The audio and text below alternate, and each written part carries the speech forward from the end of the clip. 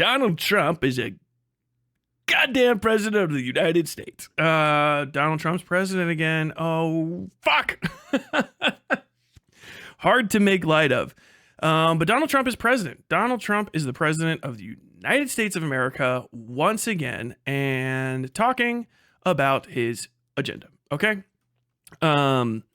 He's going to be outlining proposals and his issues in his first 100 days and what's going to change for months to come. You know what I mean? And, no one ever knows exactly what's going to happen. Now, this is the thing that was shared. This is actually from 2023. All right. So I think it's pretty much stayed the same. I don't think that you can. Okay, cool. So people are treating it like it's new. But Donald Trump has, over a year ago, actually, announced what his agenda is for homelessness. Okay. I did not see this at the time. I probably wouldn't pay too much attention to it anyway, because I'm hoping he didn't get elected, but he is now. And so this may be the path that he is going to be taking. I've been seeing this be reshared. And the main reason I want to talk about this is because I think that the homelessness issue is one of the worst issues for leftists. It is like kryptonite. It's insane how fuck awful lefties are about it. And I'm going to get into this. And first off, if you do I was a homeless person and you're wrong, I'm going to not give a fuck what you have to say. Understand that. I don't give a shit about your lived experiences. I only care about effective policy, and morality can suck a cock, as the fucking United States fucking electorate has decided is the case. So with Donald Trump, comes a lot of baggage of him being a piece of shit, okay? But also on the left comes a lot of baggage of not accomplishing fucking anything aside from moralizing and critiquing stuff that other people are doing, right? The lefty general position on homelessness has been homelessness is bad, and in a general sense, some sort of revolutionary action is needed to fix homelessness. Most of what people have accomplished via lefty spaces relative to homelessness has been nowhere near as much as conservative spaces has ever, because the vast majority of homeless services are provided by churches and charitable organizations, many of which have conservative or right of left overall messaging. It's pretty fucking routine, particularly when you get out of lefty strongholds like fucking blue cities. It's a problem across the fucking country, okay? And a lot of lefties' responses to it have been, well, it will get fixed when like revolution happens, or a particularly insanely fucking stupid fix for homelessness is building more homes or providing empty homes to the homeless. Not a fix. What? You know what I mean?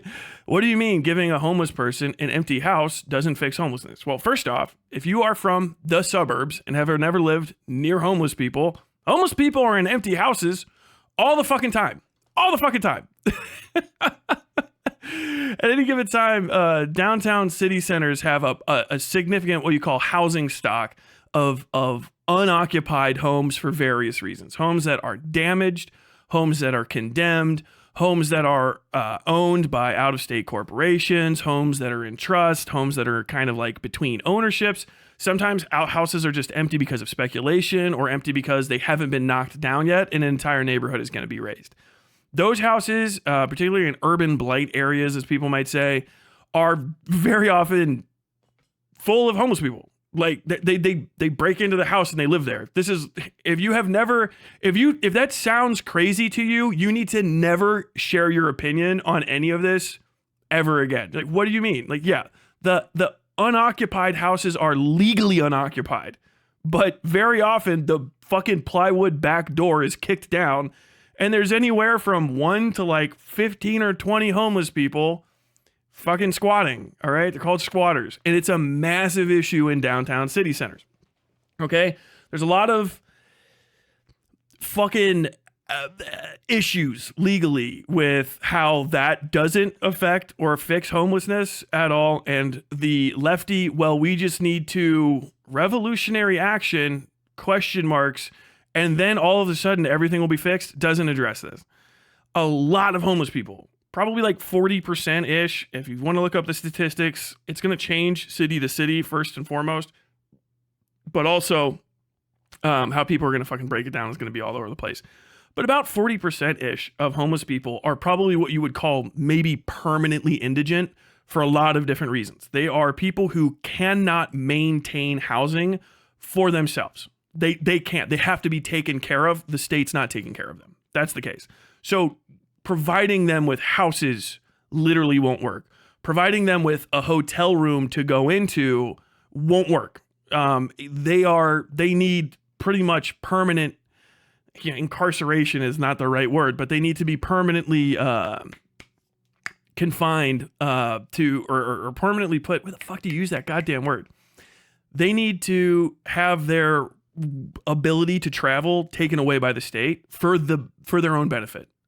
That's pretty much the case, because they have extreme mental disorders and basically no support structure outside of the government, because family's dead, mom, dad died, got kicked out of the house, everyone else just couldn't deal with you, this, that, and the other. And they just literally will never be able to maintain housing because they can't even maintain themselves. And so they live on the streets because they don't have another opportunity. And there's all sorts of issues with that. Another gigantic chunk of homeless people are people that just fucked up. They lost out on life. No backup. Fucking safety net fell out. You're a single person. You know what I mean? Maybe no family, or people don't like you, or whatever the fuck. And you were injured, broke your leg, medical debt. You're out on the street because you can't afford anywhere to live. And then whatever, or your apartment evicts you. Whatever happens. You just lose your home. It's a shitload of stories. Fucking tons of stories can happen. And then you're homeless and you're out on the street. There's also hidden homeless, which are people that live couch to couch surfing and stuff. And then the median chunk that you don't want to discuss first, but because it's kind of spread out throughout the entire population of the homeless, or throughout the entirety of the homeless population, are acute drug addicts, right? With long-term perpetual drug habits. Okay. That's the last one. Now, you don't want to name that as the first thing if you're trying to discuss this, because a lot of homeless people develop their drug habits actually after they become homeless. A certain population, of course, they have drug habits. Their families disown them. Society fucks them up. Maybe they move, whatever, what have you. That happens. They're done. And the thing is with homeless people, they don't have occupations because of just how society is set up. A lot of them are bored as fuck during the day, and all of them are usually kind of moving around in these amorphous sub camps, right? That are all over the place. They're very, very unsafe. They are very insanely fucking unsanitary. And sometimes they actually put other people that are not even in the homeless camp at risk for a variety of knock-on things. Anything from just increased crime in the area to fucking neighborhood destroying fires. The homelessness problem is a very, very big issue. And homeless people will pick up drug habits after they start living on the street because they just don't have anything to fucking do. You're sitting around all day, another guy, and he's like, hey man, are you sad because you're fucking living under a bridge? Yes, I am. Have you tried fucking horse? And that basically it's a comorbidity for drug use. You know what I mean? When you're homeless, you have a comorbidity to possibly become addicted to drugs because you are literally in the societal gutter, right? Where shit like that exists. You are also at unfathomably, insanely high risks for sexual assault, for unreportable violence, for routine abuse, and all sorts of other things. And so even if you're a normal neurotypical guy and you're just like, what happened? I fucking moved across the country for a job. It fell apart. I lost all my money and now I'm stuck in a city I don't know about, living on the street. Maybe you get out of that because you have the fucking wherewithal to do it. Maybe you're a little bit of a dumb fuck and you don't. And then you're living on the street and then a few weeks goes by and then you're doing drugs because you're fucking bored. And that's what everyone that's your new social group. And then you're fucking stripping copper wire. It's the slipperiest of slopes. Okay. The homelessness issue in America is rough as fuck. And the homelessness issue as a thing that goes back to iniquity. It's discussed at length in the Bible for different reasons. You know what I mean? And there's a lot of issues that come with it. I said like, okay, what's wrong? And here's the problem. Kind of getting into lefties talking about it. Lefties saying like, oh, you don't want homeless people around you. You're an NIMBY. You're a bad person. Nobody wants fucking homeless people around because that's bad. They're people that are at risk. Homelessness is a negative condition. It's not a positive trait of a person, and it comes with serious comorbidities. If you start having a lot of homeless people in your area, they attract and develop a lot of knock-on problems. They can increase the drug trade in the area. They can increase the overall crime that happens in the area. Not because they're committing the crimes, because the crimes are happening to them. And the crimes are happening around them. You know what I mean? Like if you're like, oh, dude, 5 homeless people started living down the street, and now that I look at the crime reports, there was like 16 assaults in that area. The 16 assaults were 2 guys that kept getting their ass kicked by a drug dealer they owed money to and they couldn't repay. That's what this actually looks like. Understand, if you don't have any experience in this kind of stuff and you're just having knee-jerk moral reactions, you have to shut the fuck up permanently until you fucking actually try to learn about shit. You've got to be quiet about it because you're fucking this up, and this is going to be one of the major things going forward. The knee-jerk moralizing to like, hey, you can't treat them like a problem. They are a problem. They're it's like finding a guy that's on fire. You know what I mean? Just walking down the street like running at you.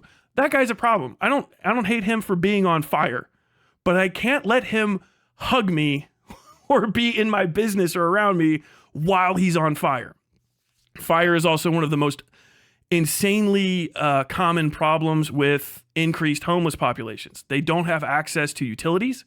And so particularly crafty homeless people will sometimes re-rig live wires in order to use them to start fires. They'll break open electrical boxes. They'll crack open stuff, panels, off the street and fucking to start fires so they can stay warm. They'll start barrel fires.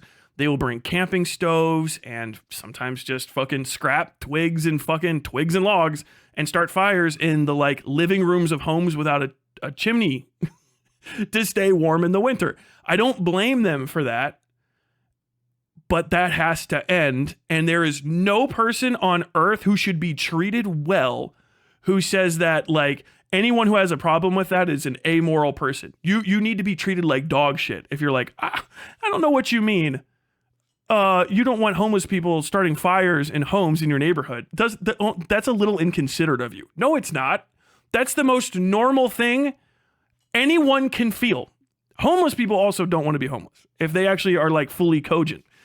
No one wants to be homeless. Homelessness is very bad. Okay. The further knock-on effects, and this is one of the most common ones. Oh, you don't like seeing homelessness in your city. Well, you should do a revolutionary action ? Thing, and that will fix homelessness. Well, why don't you fucking do it? Well, I can't because I don't have the power. Well, now congratulations. We have arrived at a situation where lefties will not have the power and may permanently lose it in any conversations about this shit going forward. I've already seen the knee-jerk reactions to this. It's fucking awesome. I'm about to turn people's lives inside out with the breakdown of this.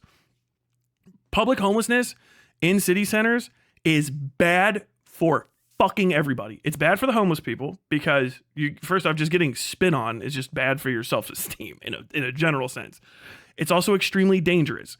Homeless people staying outside on sidewalks in front of concrete buildings is not good for them. It's not good for the city. It's not good for the people that live there.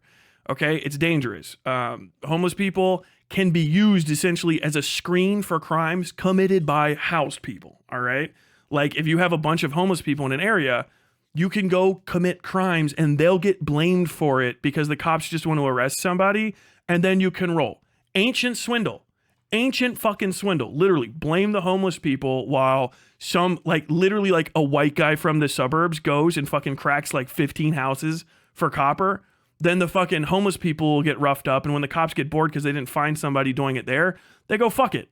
They're also terrible witnesses for stuff. They don't have a lot of money in protected areas. If you see a homeless person and they have any money, it's on them, or it's maybe hidden around a corner under a rock or some shit.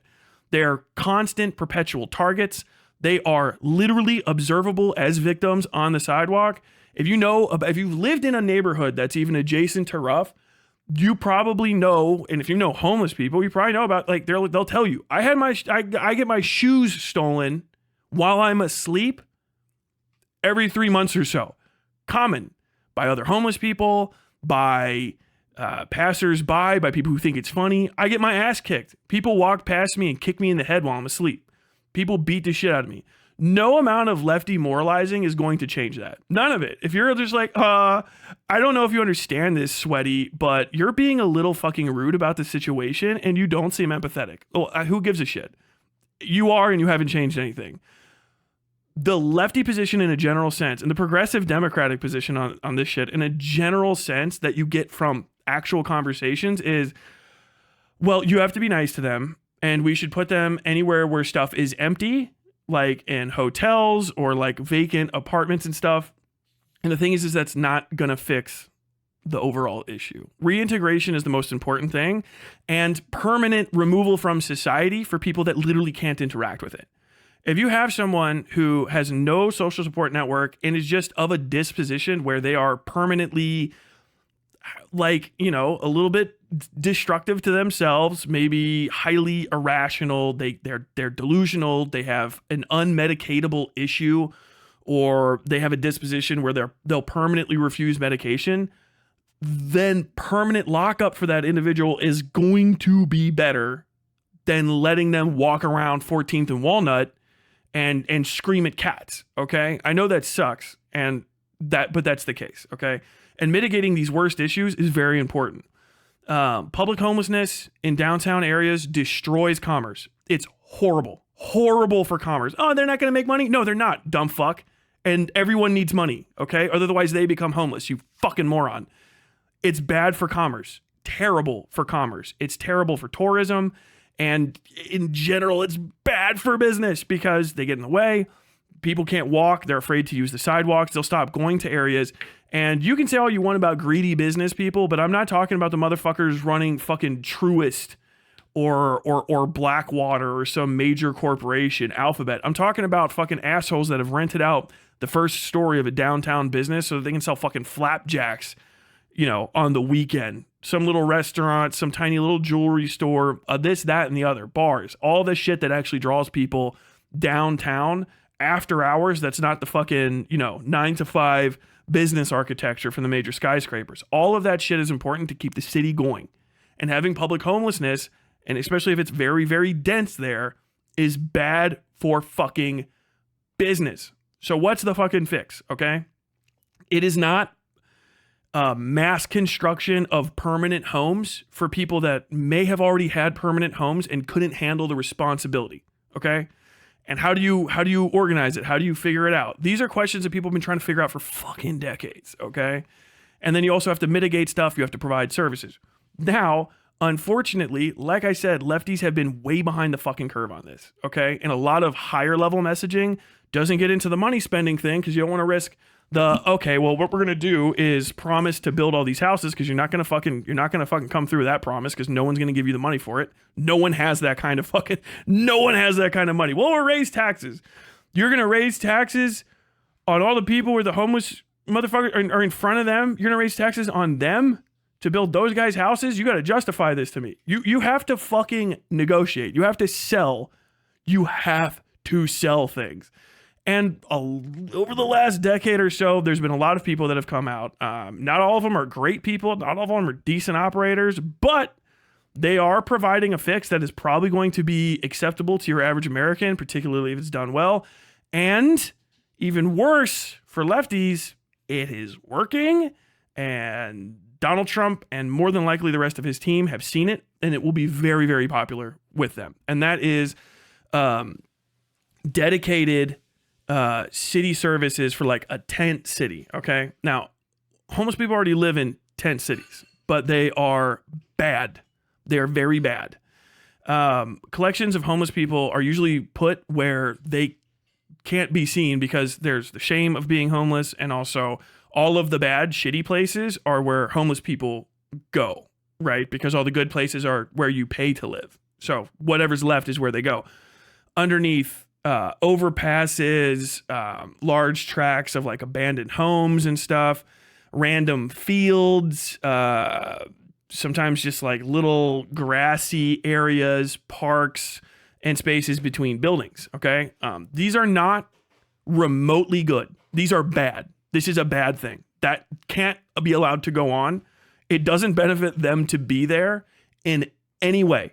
In any way. It's actually legitimately dangerous for them to exist in that state. And the current issue is in a shitload of lefty cities, Dem cities, blue cities. The way that they fucking address this is by shuffling, i.e. every time a homeless encampment gets to a certain size, to a certain density, or has existed for a certain amount of time, you get shuffled. So basically they go in, they evict the homeless the encampment, city services and sanitation comes in and cleans up usually a really fucking bad mess that gets left behind. Some homeless people, they lose their possessions and stuff. That's bad. If you're in a really negative area, you do this to kill homeless people when it's cold, because a lot of times they'll lose whatever thermal protection they have, or, you know, they'll get split up. Maybe they have a fire drum that the city has to confiscate because it's dangerous, but that was the only thing keeping people alive. It's very, very complicated. These tent cities are not a solution at all. Permitting them to exist is not good. They can't be allowed to continue because they're bad for the right. They are bad for the left. They are bad for the people there. They are bad. They are bad. You will never win a fight, a long-term fight, with anyone arguing on behalf of don't move homeless people around anymore and let them have these little shitty tent cities that are built in like untraversable places that you have to walk across highways and major thoroughfares to access, that are away from lights, that are away from security, that are away from sanitation, that can be literally start getting littered in days with fucking needles and shit, depending on what well people are cleaning up, that are hot spots for criminal activity, not because of the homeless, but because there's a fucking dark, unobserved place away from everybody where there's a bunch of human beings with all their fucking money on them and their possessions. So you can go and roll them. Like, wait, homeless people have money? Homeless people have money. They don't have bank accounts, usually. They got fucking cell phones. They'll have electric heaters. They got all kinds of shit. You might find in some places where they feel a little bit safer, you can see them with laptops and shit. Those are fucking major issues that a lot of lefty politicking and lefty commentary especially have not addressed in a good way. And fucking Republicans are about to take the fucking lead on this issue and obliterate everybody. In Louisville, I'm going to get into this real quick. No. I'll go over what Donald Trump says so you guys can have it in your fucking head as we get into it.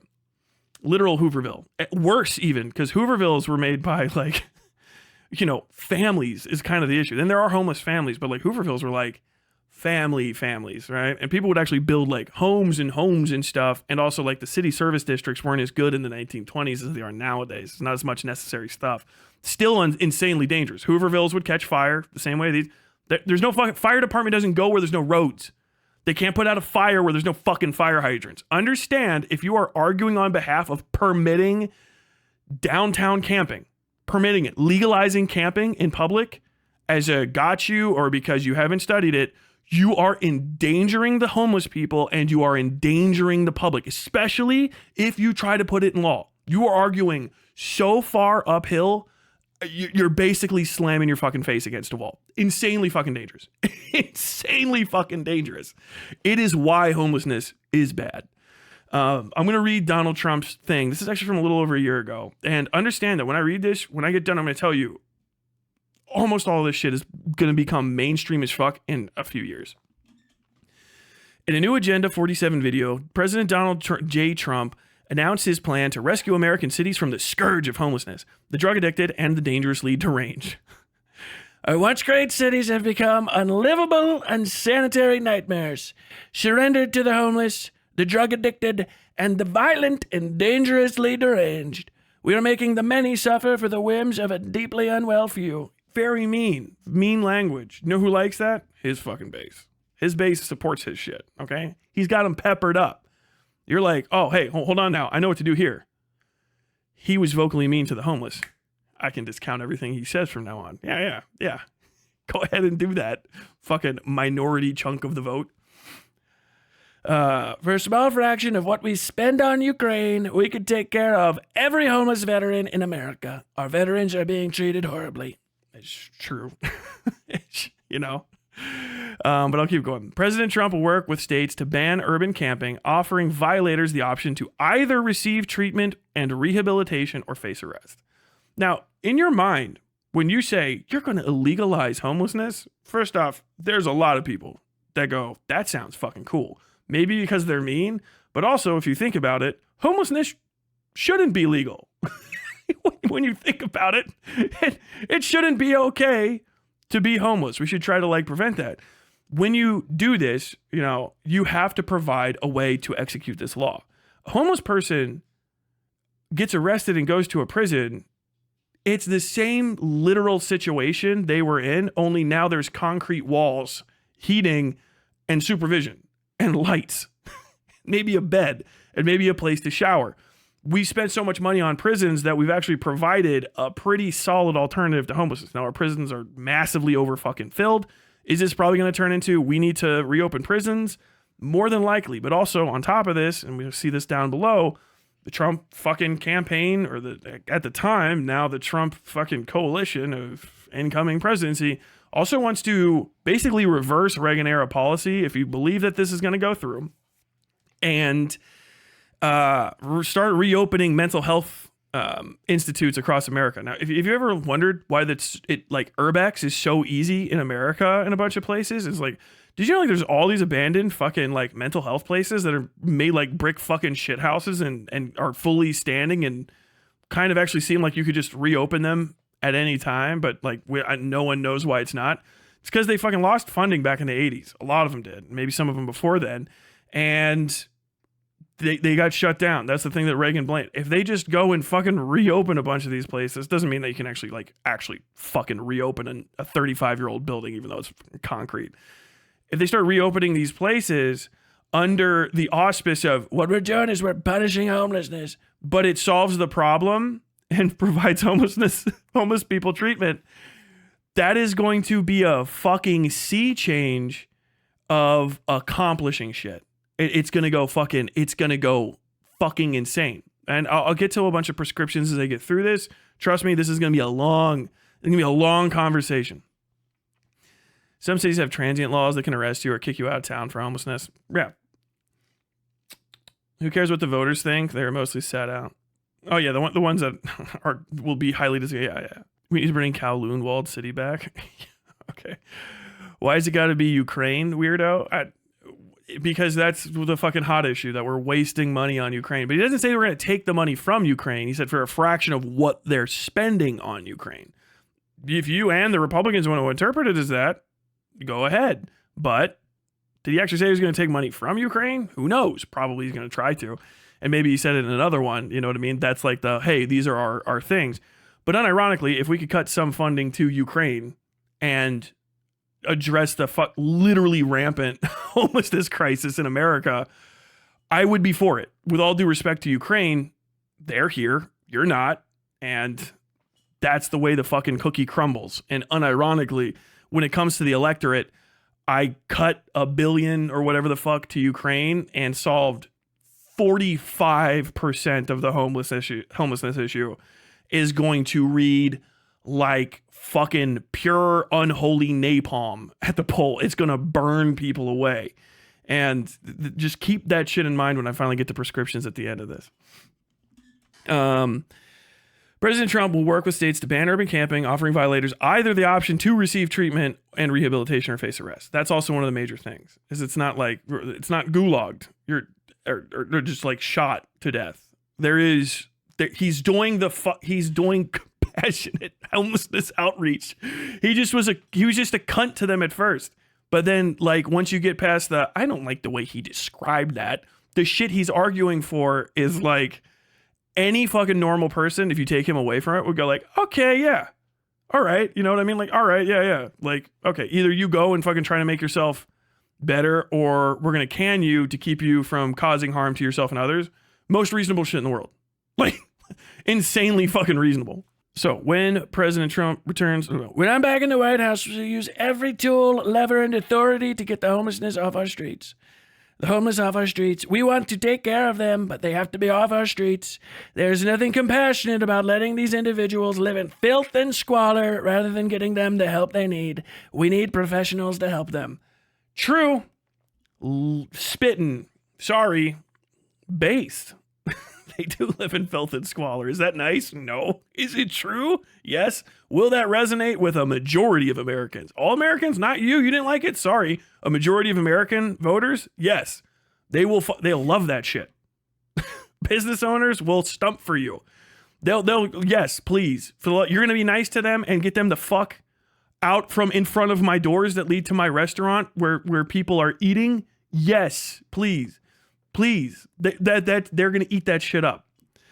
When President Trump returns to the White House, he will open large parcels of inexpensive land, bring in doctors, psychiatrists, social workers, and drug rehab specialists, and create 10 cities where homeless can be relocated and their problems identified. In addition, President Trump will bring back mental institutions to house and rehabilitate those who are severely mentally ill or dangerously deranged, with the goal of reintegrating them back into society. By ending the mass unskilled migration at our borders and ending the endless flow of American treasure to Ukraine. Okay, maybe you actually did. Yeah, cut it. We will be able to provide the resources and opportunities needed to help America's homeless veterans who are currently treated poorly. That is a fucking sale. That's a sale. Do you understand? Like that's how you do politics. That's crazy. I can't believe this. If I would have seen this a while ago, I would have been shocked. This is insane. If this is a message that he was bringing and fucking left outlets were covering this, just be like, oh, he said he's going to criminalize homelessness. If they were reporting that to you and you're like, he's going to fucking kill the homeless for being outside. What he was saying to the Americans who were listening to him was, we're spending too much money on Ukraine.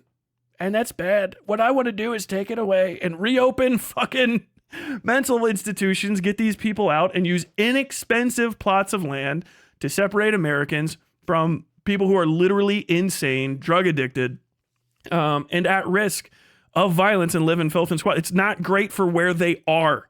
It's not a good setup. It's not a good setup how they're living right now. It fucking sucks for them and they know it. That's the thing.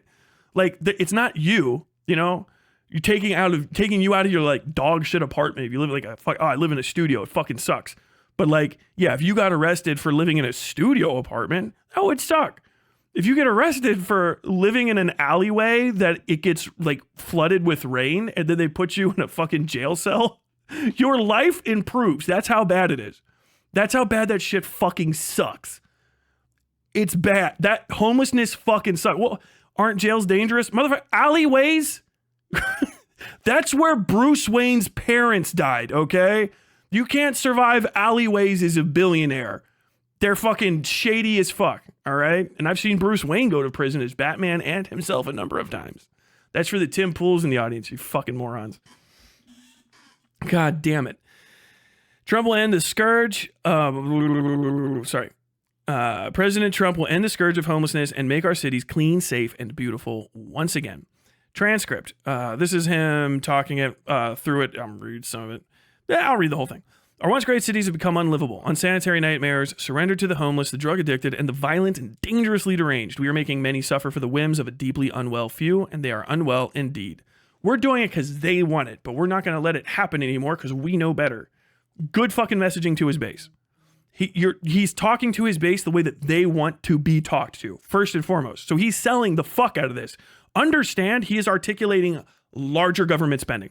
As a Republican, which is usually a fucking deal breaker. You know what I mean? They would usually say we need to cut these wasteful social services and stuff. This is a fucking populist argument for social services. This is supposed to be our fucking playbook. This is supposed to be our thing. We should be doing this. But we're not. And they are going to fucking play you out of what should be your fucking talking points if you do not get on top of this as a lefty across the board. They're going to play you out. You'd be mad at me. You're like, look, it doesn't work everywhere.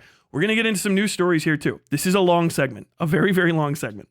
Oh, Q, thank you for the $5 super chat, man. I want to help the homeless. Conservative Twitter. Has Trump gone woke?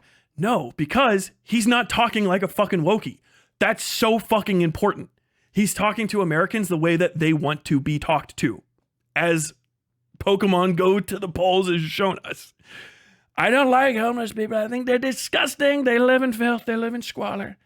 They need to be separated from people that are making America great. And then we'll give them houses. We'll put them in their little tent cities. We'll give them treatment. Doctors. We'll help them get back on their feet and make them productive. But we need to protect our beautiful cities. Your city needs to be protected from this scourge. But we are going to reopen medical centers. Because the homeless people aren't going to be paying for their own medical center. Understand? He said he's going to fucking provide free mental health services to the homeless right underneath your fucking nose. That literally, we've been robbed. We've literally been fucking, we've been fleeced on the cobbles like a Victorian fucking orphan being, we just got our entire side of the aisle got our pockets fucking ran months ago, years actually. we got fleeced. This is our thing. Donald Trump is articulating free mental health care for the fucking homeless. The fucking goddamn Democrat fucking governors in a bunch of these fucking places and mayors are they're trying to pass, we are gonna ban arresting homeless people on the streets. I did nothing. I gave you a cheap moral win. The problem's gonna get worse. And I'm not gonna actually help any homeless people. What are you gonna do? Fucking reopen fucking mental health centers? If he accomplishes that, he has out-leftied fucking Barack Obama. Fucking Jesus Christ. If it could all be lies, I'll believe it when I see it. But as a plan being articulated by a fucking Republican, he is actually articulating something that fucking the most lefty fucking high-level Democratic politician would never fucking argue for. And if he succeeds with fucking pivoting on this, gets homelessness reduced, there's going to be a bunch of fuck-ups, but actually gets these people off the street in a way that they're not all fucking like being like, I don't know, thrown into a giant fire pit somewhere. Obviously that happens, it's bad.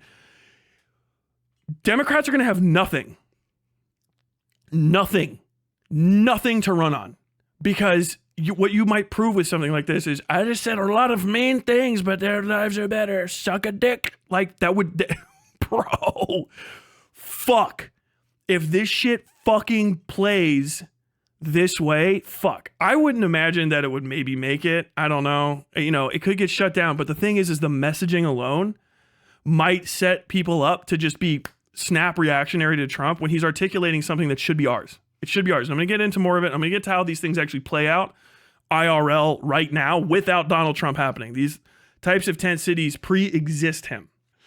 Democrats already have nothing. They're going to have less. It's going to take away from any sort of like, we're the social services party. We're the party that cares for people. We're the party of compassion and decency. I like doing this something about homelessness, but I think the max deportation business will use a lot of resources. I hope you'll pay attention to this more than doing the other thing.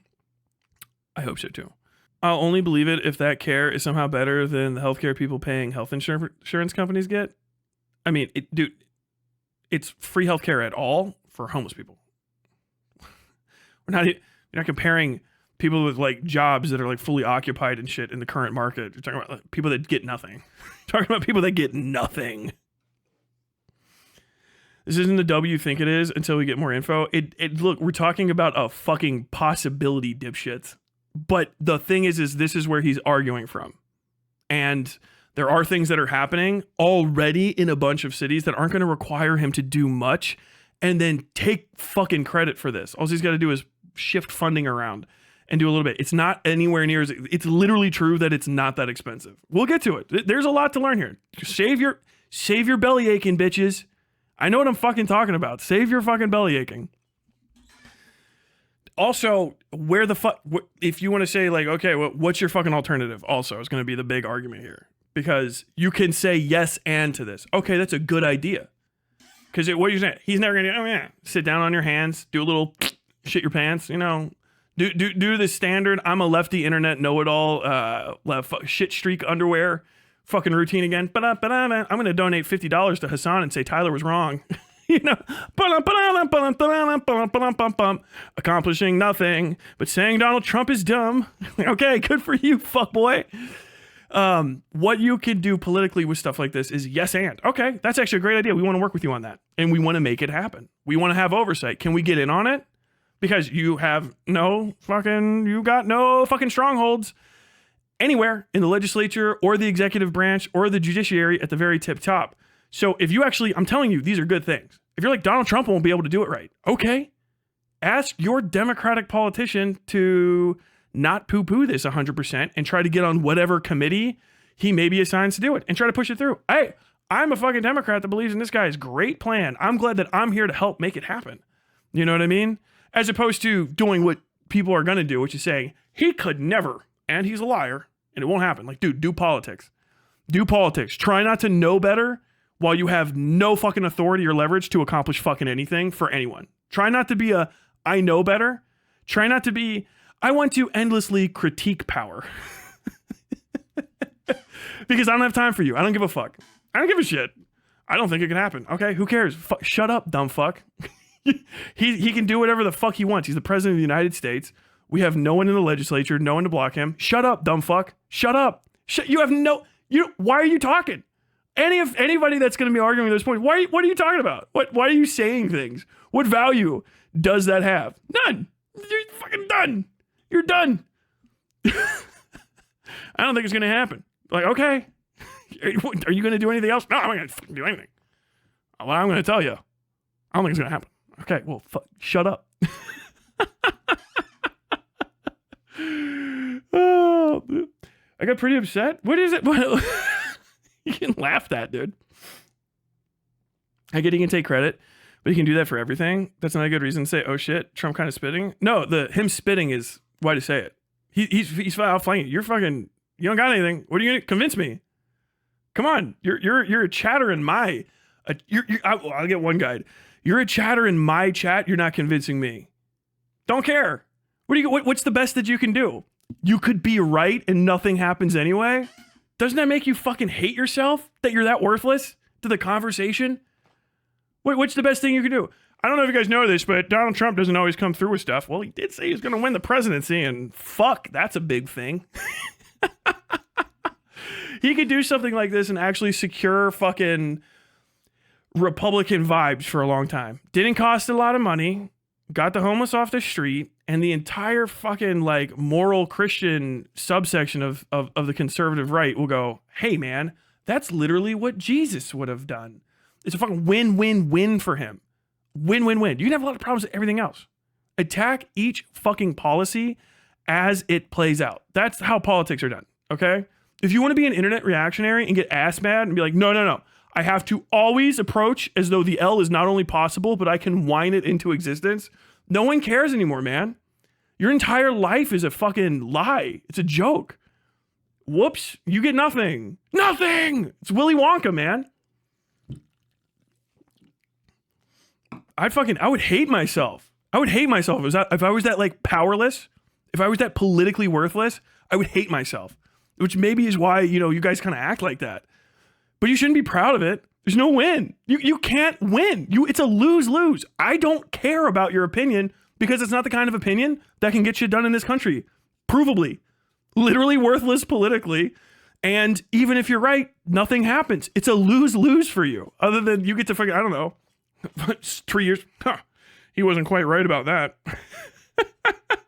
Standing among the corpses of the dead homeless. Like, well, congratulations, bro. You won another lefty internet victory. You're standing amongst the dead, having done nothing. Good job. Can we have everybody applause? Can we all get an applause for an internet lefty that said, I don't think it could happen? Arms crossed, chin raised. Good job. Just fuck 2 million more dead Palestinians on your right. And another 100,000 dead homeless on your left, and you standing tall and brave. I I said, I don't think it'll work. Good job. Good job, Shinji. Good job, Shinji. Shinji, good job. Motherfuck, bro. God damn it. You guys gotta get cut out of the conversation. You're worthless. You have nothing to say. From top to bottom, all the fucking commentators that talk like that, you gotta get cut out. Done. Sorry. I don't like the way people are talking about this. This seems a little rude. Sorry, you're done. Done. Can't deal with you. Can't waste time on you. Gotta talk right past you. Boop. There's other people that vote. There's other people that have fucking know-how of this shit works. There's other people that are fucking having the conversations. They're making the moves. They are gaining leverage. They are building. I want to talk to them. I'll listen to them. They have something to say? Okay, cool. What can you do? I can donate $1 million. I do it every year. Oh, fuck. All right, cool. Dope. What can you do? I am constantly working in this one specific area, and I have a lot of institutional knowledge, and I think I could like change shit. Okay, based. How about you? I'm running for office. I'm about to be the 16th seat in a county or a city council. Okay, cool. How about you? I am a top 10% commenter in R Hassan r/Hassan. Oh, fuck, really? Yeah. I don't know if you know this, but I donated $20 to fucking Mike from PA the other day, and he said he agreed with me. I don't know if you know anything about politics, but I've been around a lot of people who've lost a lot and never accomplished anything, and they would not be impressed by you. Okay, cool. Hey, good job, Shinji. Good job, Shinji. Hate yourself. Learn to hate yourself so that you can change that negative aspect of you and grow past it, because you're done. You're done in the conversation. It's fucking nuts. It's over. It's over. Your entire way of approaching politics and commentary is fucking failed. And it's never coming back. And if we don't get rid of it, we're all gonna fucking drown. I'm being this mean because it's like I'm sawing partly into my neck, but mostly into the gigantic anchor rope that's dragging me further and further into the cold depths of fucking never having any political power in this country.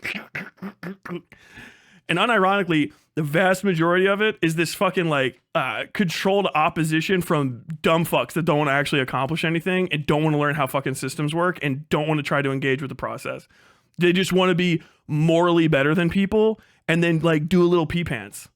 I don't know if you know this, but you're dumb and I just filled my diaper. Okay, killer.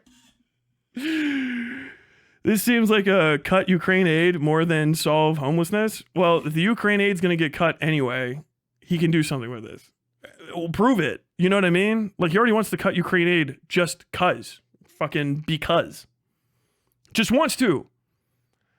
He just wants to. If he does it anyway, then he can also approach the homelessness position. Because he has an impetus. Donald Trump can get massive gains, and the Republican Party and city leaders throughout America can get massive gains by handling the visible homelessness problem. That's a fucking win. If you're red, if you're blue, handling the visible homeless problem and handling the fucking overall treatment of homeless people is it. And homeless people are gonna fucking escape from these. They're gonna get away. You're gonna see more and more and more of them if this shit doesn't work. Okay, and if it does, and it has, and it's not expensive, he can take advantage of a lot of programs that are already operating in blue areas, give them some money, let them do what they're already doing, and if it proves it works, it might become a national policy, and then it's his. Because he talked past every fucking Democrat. You can argue with me all you want. I'm beyond. All you can do is literally hope homeless people fucking die en masse to prove me wrong. That's all you can fucking hope for. But if you get involved with shit like this, you could actually yes and. Understand that. Hey, good idea. Let's do it. Try. You know what I mean? I don't know. Don't think it could work. Gonna fucking ignore it. Cut it out. Boop. It's gonna get you fucked. It's gonna get you fucked. You're done. You're done. You got nothing. You can't do anything anyway. Your win state is dead homeless people. His win state is probably at least that, which is going to happen either fucking way. And if he just takes advantage of the situation, does a little bit of stuff, it will fix fucking a lot of issues. And it will make him and every fucking Republican who works with him, because there's going to be a bunch, just like with infrastructure bills, and people start taking advantage of that. It's going to make all of them look very fucking popular. Very fucking popular. And then they can do whatever they want when they win re-election. And you can complain. And hopefully you're right about the next thing, if it goes that way.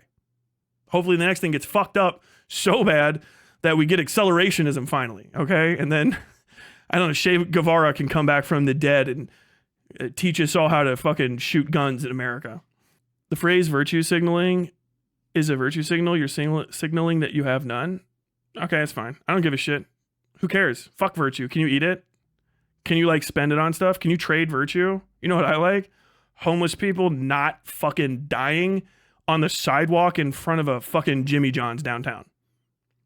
How about that? How about fuck virtue? How about fuck morality? And if I can get rid of all of that and homeless people stop dying in front of a fucking Jimmy John's downtown because they froze to death, I'll take it. I don't give a fuck. I'm an atheist. I don't even believe in heaven. Okay, Tyler, you're the most evil person ever. But through your inconsiderate talk, you did convince people to do something that fucking saved hundreds of thousands of lives. But you were a big meanie when you did it. Okay, I'll take it. Because it's worthless. Worthless. Who gives a fuck? Fuck it. If you want to feel good, okay, how about feel fed? How about feel like you're in a fucking house? How about feel warm when it's raining? God, fuck, I'll take that any day. I don't give a shit. Such a fucking uphill argument. You lost with me. I'm on your side, dipshits. I'm the closest you're ever going to get to fucking talking to a normie in a way that's going to get them to vote. And I'm saying you're a fucking loser. All the other ones is going to be bing, yes, yes, yes, yes, yes. For the next fucking 50 years if shit like this starts actually popping the fuck off. And then they can have all the other stuff. Yeah, the entire middle class will disappear and we'll all end up living in the fucking tent cities. But that'll be so far down the road, we're going to be like a frog getting boiled in water because you keep handing away fucking dubs because you want to feel good about yourself. The issue is I do not think he will let states handle this. He absolutely will. He not only will he let states handle this, he has to because he doesn't have the fucking political authority to not. I don't know where you're coming with that. And the states will work with him because what he'll do is he'll say, you get money to do these specific things. If you do these line items, we give you money. It's how they work with police. Like Donald Trump doesn't go to a racist police department in Illinois, whatever, just that's what it says over the fucking door. And then personally says like, I want you to kill 10 people today and I'll give you $150 per head. Like, that's not how it works. He says like, hey, we want you to accomplish these things. We're going to give you this fucking funding package. You have to spend it this way. Politics. You guys need to understand how the fucking states interact with the federal government. If you think like, what do you mean? Why wouldn't he? First off, he can't. States have sovereignty in America. It's fucking states' rights. He's a Republican. Not only do they have the rights, they have the purview to exercise that. Okay. And a bunch of major blue states are already doing it. We're going to get to the map here in a second. And it's working. If he convinces red states to get on it and it works for them and it makes their fucking constituents happy, they'll do it because it will win them votes. Not expensive. Everyone loves it. Votes. Election. You have to keep your eyes out for this stuff. They'll steal things from you. All you had to do was sound like an asshole once and fucking MAGA is down. They're stoked. MAGA's like, fuck yeah, man. Fuck homeless people. What are we going to do? We're going to put them take them away. They need to not be in this filth. They're disgusting. They live like animals. It's very nasty. That's right, they do. I'm going to reopen the insane asylums and I'm going to put them somewhere safe where they can learn to work again. Yeah, learn to work. And it's not going to be very expensive. Ukraine, I don't know about it. There's a lot of things. For just a fraction of that money, we could do all of this. Like, okay, cool. He's going to cut Ukraine funding if he can, if he wants to, because he has maximum authority. He doesn't need to justify it at all. He doesn't need to make an excuse. He can literally just say, fuck Ukraine. Because he's the president of the United fucking States of America and he has the House and the Senate. Understand that. There is no reason for him to hide it. He doesn't have to hide it. He can just say, I think they're losing and I think it's a waste of money. So he can just do it. He doesn't have to fucking trick you. He won. America wants him to do the things he has said. He won. This is the future. You got to deal with it. This is your hand. Okay. Fucking cooperate. Literally the fucking draw 20, the cards you can write on it. Either cooperate across the aisle or draw 25, and fucking lefties on the internet are just like happily losing. Give me the 25 cards, bro. There needs to be a point where the idea can go forward, but not with little to no oversight. It's not going to have little to no oversight. You're going to see it. You guys are fighting. You guys are raising questions that have already been answered for years because you're online leftists. A lot of you, I'm going to assume. And you have been listening to people that don't talk about policy. They don't talk about local policy. They don't know about the issues. All they can tell you is fucking orange man bad, red elephant bad, blue Democrat, blue donkey bad. Everyone bad. Me good. Everyone else doesn't work, right? Because you're following reactionary politics. I'm gonna have you guys over a fucking barrel by the end of this. All the questions I'm stoked. All the questions you're asking literally have been answered for fucking years. For years. These are things that have already been put in place and have been proven to fucking work. Can things fall short? Yeah, man. Fucking power lines fall down every day. Do we get rid of power lines? No, we don't. Here's the thing, though. If that money becomes available, people are going to scoop it up because it's going to be a Republican thing, so it's not necessarily going to be state orgs. They might have oversight, but it's going to be local fucking muckamucks competing for contracts and stuff. You could be out there competing. You could try to fucking be one of the people that tries to have oversight over these things. Or you could fuck it up. You could fucking not participate. You could poo-poo it, hope it fails, hope people die so that you can feel good about yourself. Which is the lefty fucking point for a long time now. And it's driving me insane.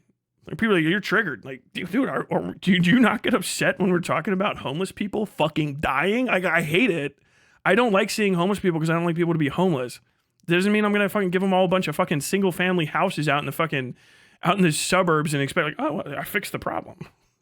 Your massive long-term drug addiction and untreated schizophrenia, I'm sure, are going to fit well in this cozy 2-bedroom bungalow. Like, no, that's not how it remotely fucking works. Not at all. It's a very, very complicated, very, very difficult situation that unironically needs fucking bipartisan support to fix, and this might be the way forward. This is chess, man. It's how chess works. It's fucking politics. If he fucking does this, we're fucked. In the Democrat cities, they had no plan. I have cleaned the homeless off the street, and we had some problems, but those are mostly because of the lack of cooperation from these radical Antifa thugs. They are losing ground. We're winning a lot of elections. They're losing ground, but we're going to get it. We're going to get it. When my running mate, J.D. Vance, takes over after me, hopefully, 2028, he's going to move to the next phase of this. You get boiled like a fucking frog. God damn. But we'll get through this. Under my strategy, working with states, we will ban urban camping wherever possible. Violators of these bans will be arrested, but they will be given the opportunity to accept treatment and services if they are willing to be rehabilitated. Many of them don't want to do that, but we will give them the option. We will then open up large parcels of inexpensive land, bring in doctors, psychiatrists, social workers, and drug rehab specialists, and create tent cities where the homeless can be relocated and their problems identified. We will open up our cities again, make them livable, and make them beautiful. For those who are just temporarily down on their luck, we will work to help them quickly reintegrate into a normal life. For those that have addictions, substance abuse, and common mental health problems, we will get them into treatment.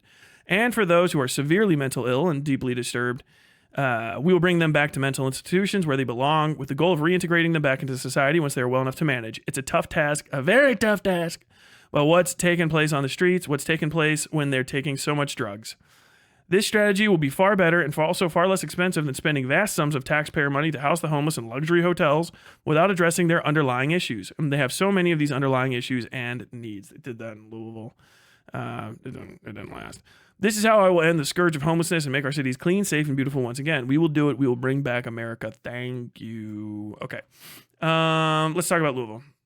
In Louisville, where I'm from, they've already been doing this. And it was actually pushed by by Dems.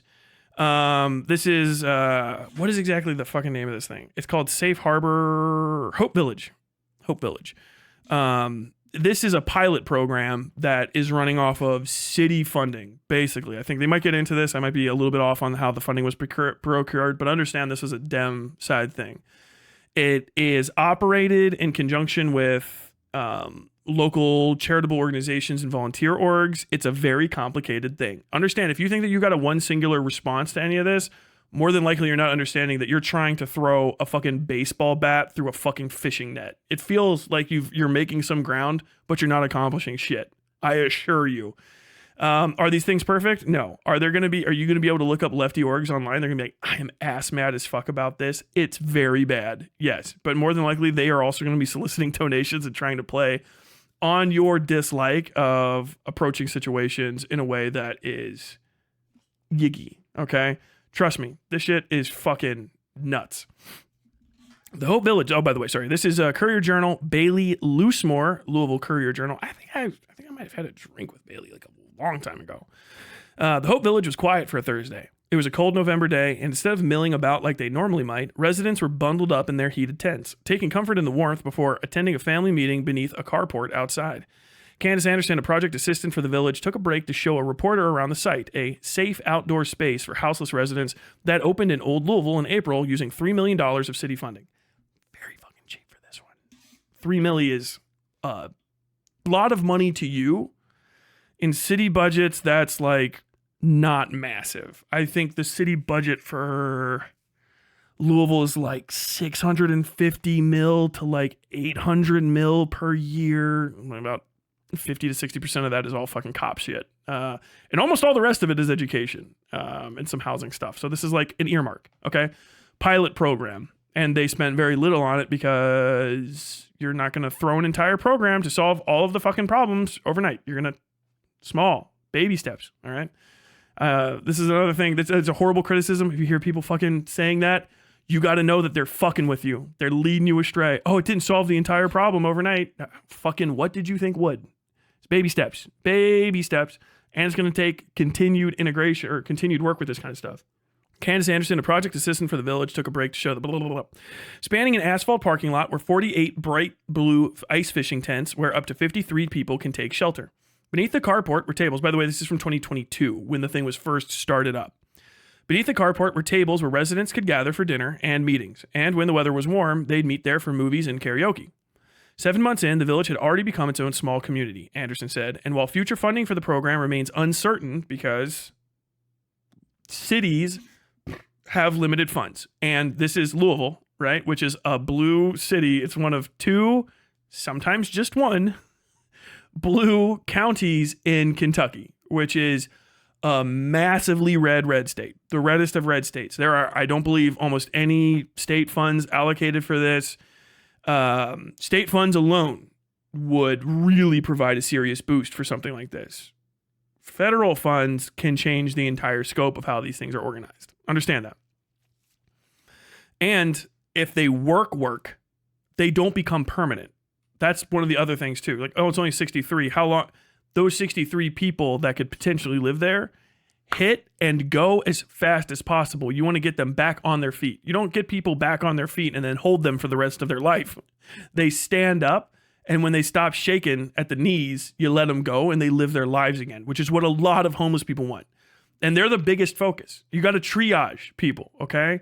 I know there's not much we can do to help people that are like significantly mentally ill, drug addicted, and also just because of who they are as an individual person, maybe too lazy, or too broken, or too just generally fucked up to actually fix their lives, okay? I don't think that those people should fucking freeze to death, and I don't think that crossing my arms and not working with anyone to try to solve that accomplishes anything. But my biggest focus is people that got fucked by the housing crisis type jam, you know? Factory laid off everybody. I didn't get on the Greyhound out of town. I don't have family here. I don't have anyone. And all of a sudden I was living out of a backpack. I got fucking robbed. And now I sleep behind a fucking abandoned PNC bank. That's a person that I'm concerned about. All right. I want you to fucking like literally, if there's like responses to this, I want you to articulate them via the people I'm talking about. All right. Understand that too. I want you to get down on the fucking street with me. Stop trying to get cerebral, especially you guys that don't have a lot of fucking understanding of how the fucking federal government works. Don't try to fucking block this guy's idea in your mind by saying he's too petty to do the thing he bragged about doing. First and foremost. Because this isn't, I know this sounding very fucking lefty, right? Very progressive at least. It's his idea. He's not gonna fucking say like, I didn't realize it was socialism. I'm gonna stop. There's a lot of social and socialist style programs in America that Republicans won't touch, and that Republicans will just pretend aren't socialist. You have a conversation with them, like, nah, it's not. And honestly, if they keep it going because they want to think it's not, I'm fine with that. I would more rather everyone in America think we live in some sort of like, or half of America have a completely fucked up idea of where we live, and then we all live safely and happily and have a future, then everyone knows exactly what the fucking situation is and we never get anything done. Like, fucking for real, man. They live in a delusion. I have to wake them up from a delusion so that they understand that it's time to destroy me. Like, what the fuck? You're Goku throwing Cell the sensu bean, okay? Like, calm the fuck down, all right? Gohan wants you to exercise a modicum of chill.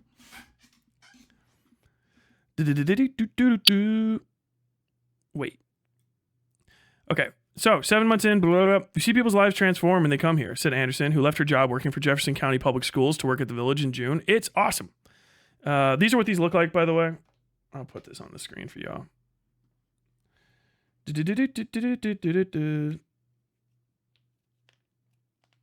Saying, but we'll just push them through. It'll be amazing is exactly why I'm dubious about this. He's not petty. He's delusional and ignorant.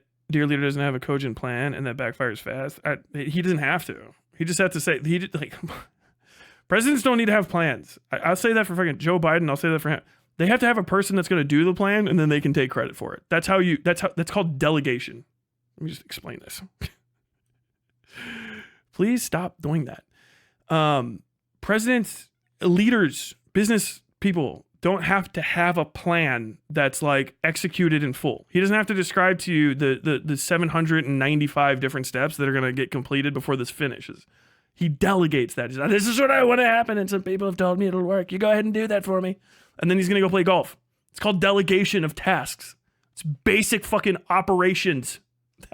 That's how it's going to be. Why would Donald Trump put the fucking play-by-play? Dude, can you fucking not? I don't care. What in the fuck is this goddamn thing that keeps popping up? Plans for the outdoor space were announced. By the way, yeah, sorry. These are what the tents look like, okay? Very simple. Asphalt lot. Pallets to keep you elevated out of the water and shit. These won't last forever because they're wooden pallets, but they'll last a long fucking time. Replace them with plastic pallets and they'll last basically forever. But this is better than nothing. You understand that? You understand what nothing is?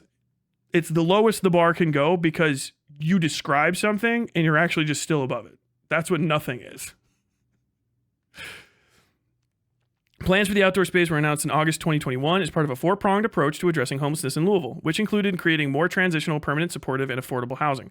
At that time, city officials said they spent $1.6 million to purchase property on College Street for the space and would spend another $1.4 million to hire an operating manager and outfit the site. That's all you got to do. I know. That person has to have a really complicated job. All you got to do is fucking provide the action and get it going. And there's a shitload of these things are all pre-planned. You can like literally look at the other cities that have executed them and start doing it. It's the domino effect of a social service that works and isn't that expensive. Just do it, says the leader who expects people to move mountains. Yeah, but sometimes those mountains move. We live in the country where Hoover Dam was built once upon a time. I live in Kentucky. We literally move mountains. We blow fucking chunks of them the fuck off themselves. Literally flatten mountains. We move them. Coal miners, fucking highways cut through the side of the fucking mountain. Yeah, this is fucking America. We move mountains. What are you talking about? As a matter of fact, we take fucking pride in it. We used to, at least. God damn. In January, Louisville's Office of Resilience and Community Services announced it had selected the Hope Bus, a Black-led nonprofit, to manage the space for 1 year, with an option to continue the program after the pilot period ends. Like I said, there are people that this is a plan you pick up. And if you're like, oh, that's crazy, I want the government to run the entire thing. Not necessary. Think of it more like, you want a building built for the public. You want a park built, okay? The city doesn't necessarily have a construction crew that builds the park. They fucking find someone to do the park. Then maybe the city has park operations, but then there's other shit that might come in and out of there, okay? You do still have to work with the private sector in order to do stuff. America does that. Trying to get ahead of these things and being involved in the nonprofits that might get money from this, stumping for it, I'm like, no, it's a good idea. It's a good idea. Let's do it. Could get you in a position where, or people around you, you know, naysayers maybe not, but it could get you in a position where you can say like, yes, and, hey, we can do this, but we want to, you know, cut this organization out. But we'll cut like fucking costs a bit here and there.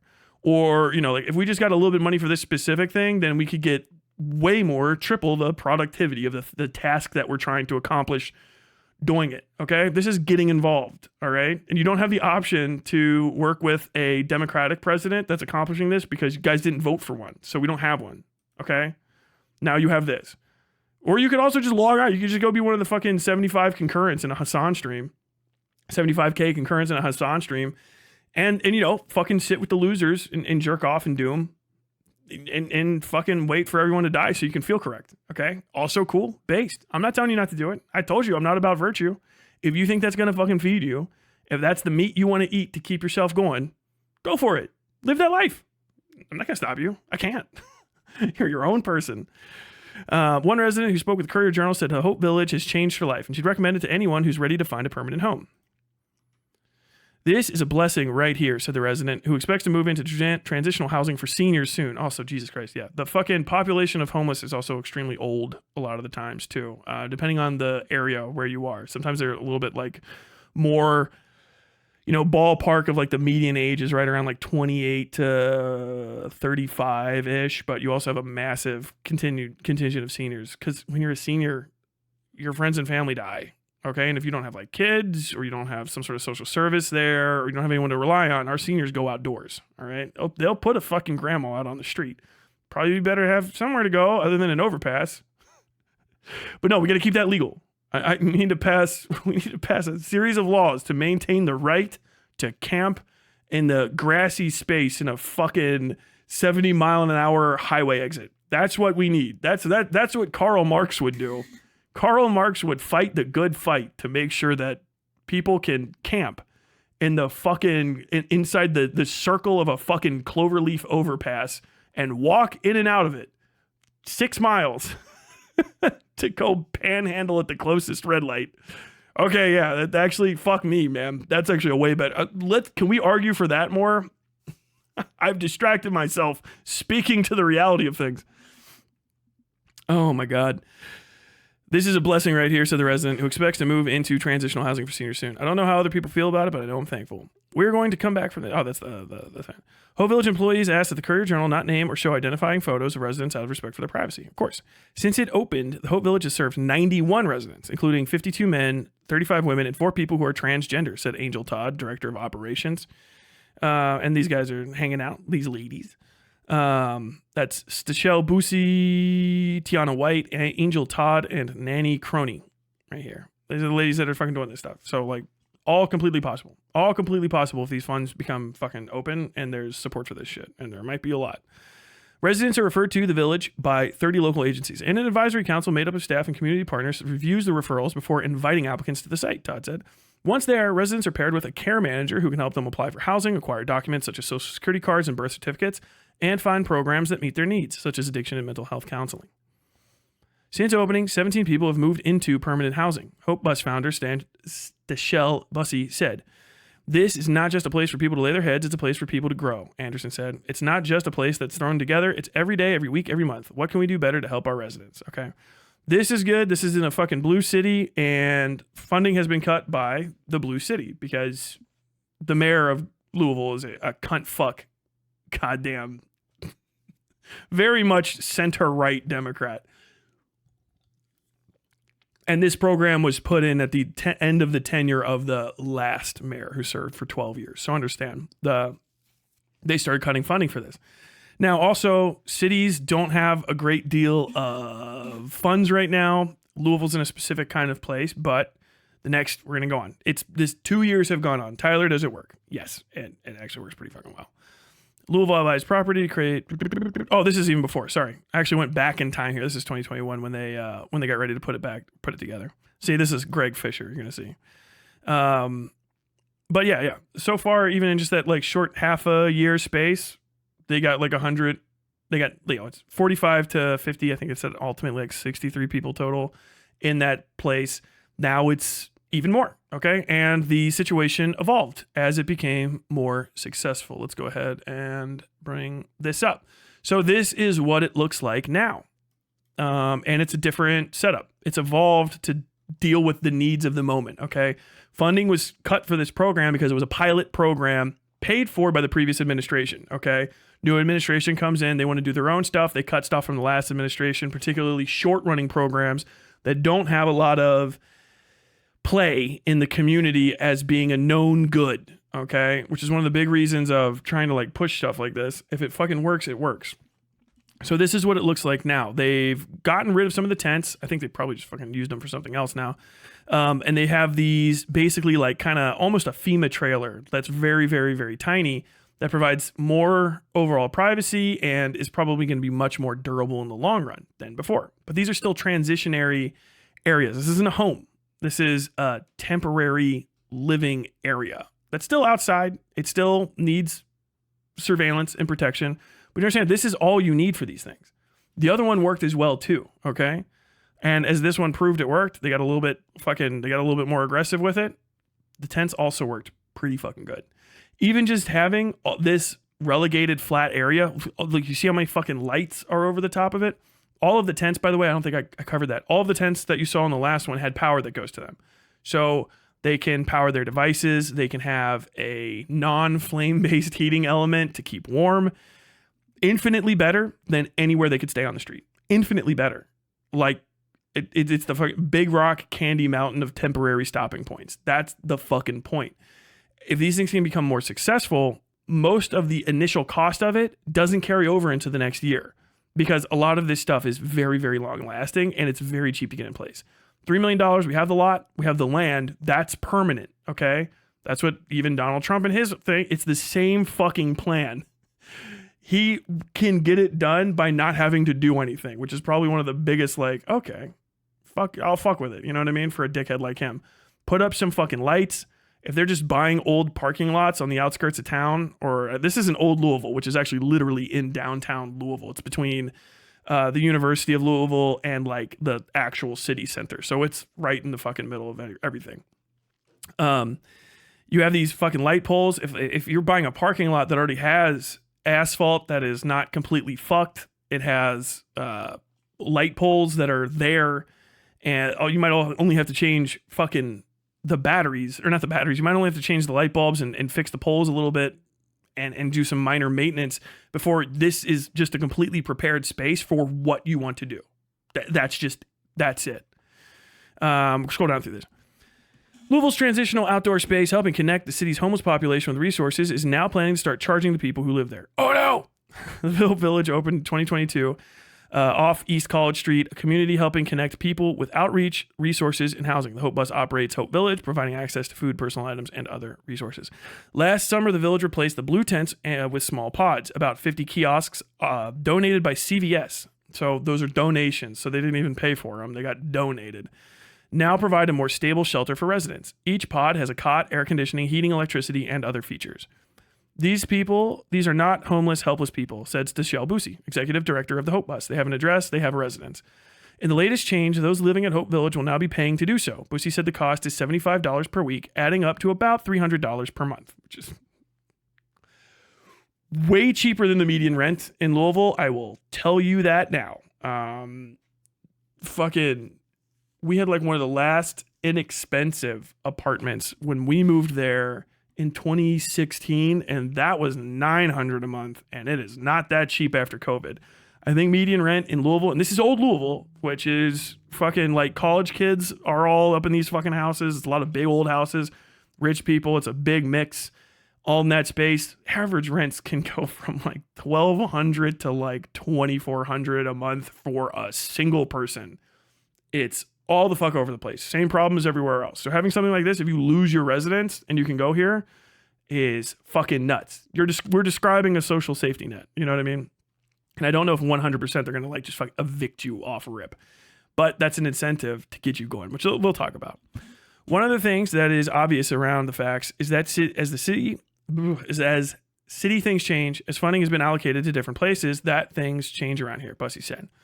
Greg Donnelly, a Hope Village resident, said he doesn't mind the new cost. Donnelly said hard times and medical bills left him homeless. Before he arrived at Hope Village, he was sleeping on a ledge over Breckenridge Street. So, you got to say, Breckenridge is it's busy. Would you rather have this guy paying $75 a week as he's trying to get his shit back together, working? These guys have jobs. He's like, he's going to fucking sit there the whole time? Goes, gets his food, whatever the fuck. Has a lot of assistance, and then trying to get a job, or what do you do? What? He's fucking nice and comfortable on a fucking ledge over Breckenridge Street. You know what I'm saying? Says he doesn't mind the new cost. Donnelly said hard times and medical bills left him homeless. Bog standard. Before he arrived at the Hope Village, he was sleeping on a ledge over Breckenridge Street. I've lived here a year and my rent has been zero, he said Thursday. So if I have to start paying rent after a year, I appreciate the year of not paying rent. This is a guy, man. He's fucking trying to get his shit together. It doesn't look like a fucking miserable fucking nightmare. You know what I mean? It's not perfect, but you can try to build out of it. Bussey is not calling the fee rent, but rather a service occupancy fee. Donnelly has been part of the workforce program through various partnerships, helping connect people with work. According to Bussey, 60% of the current residents at Hope Village are working, which means that more than likely other people aren't paying that cost. They're not getting kicked out. So 40% of the people are probably not contributing to that, but they're not necessarily getting kicked out.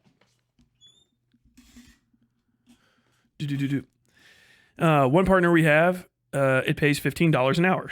It's actually pretty fucking solid.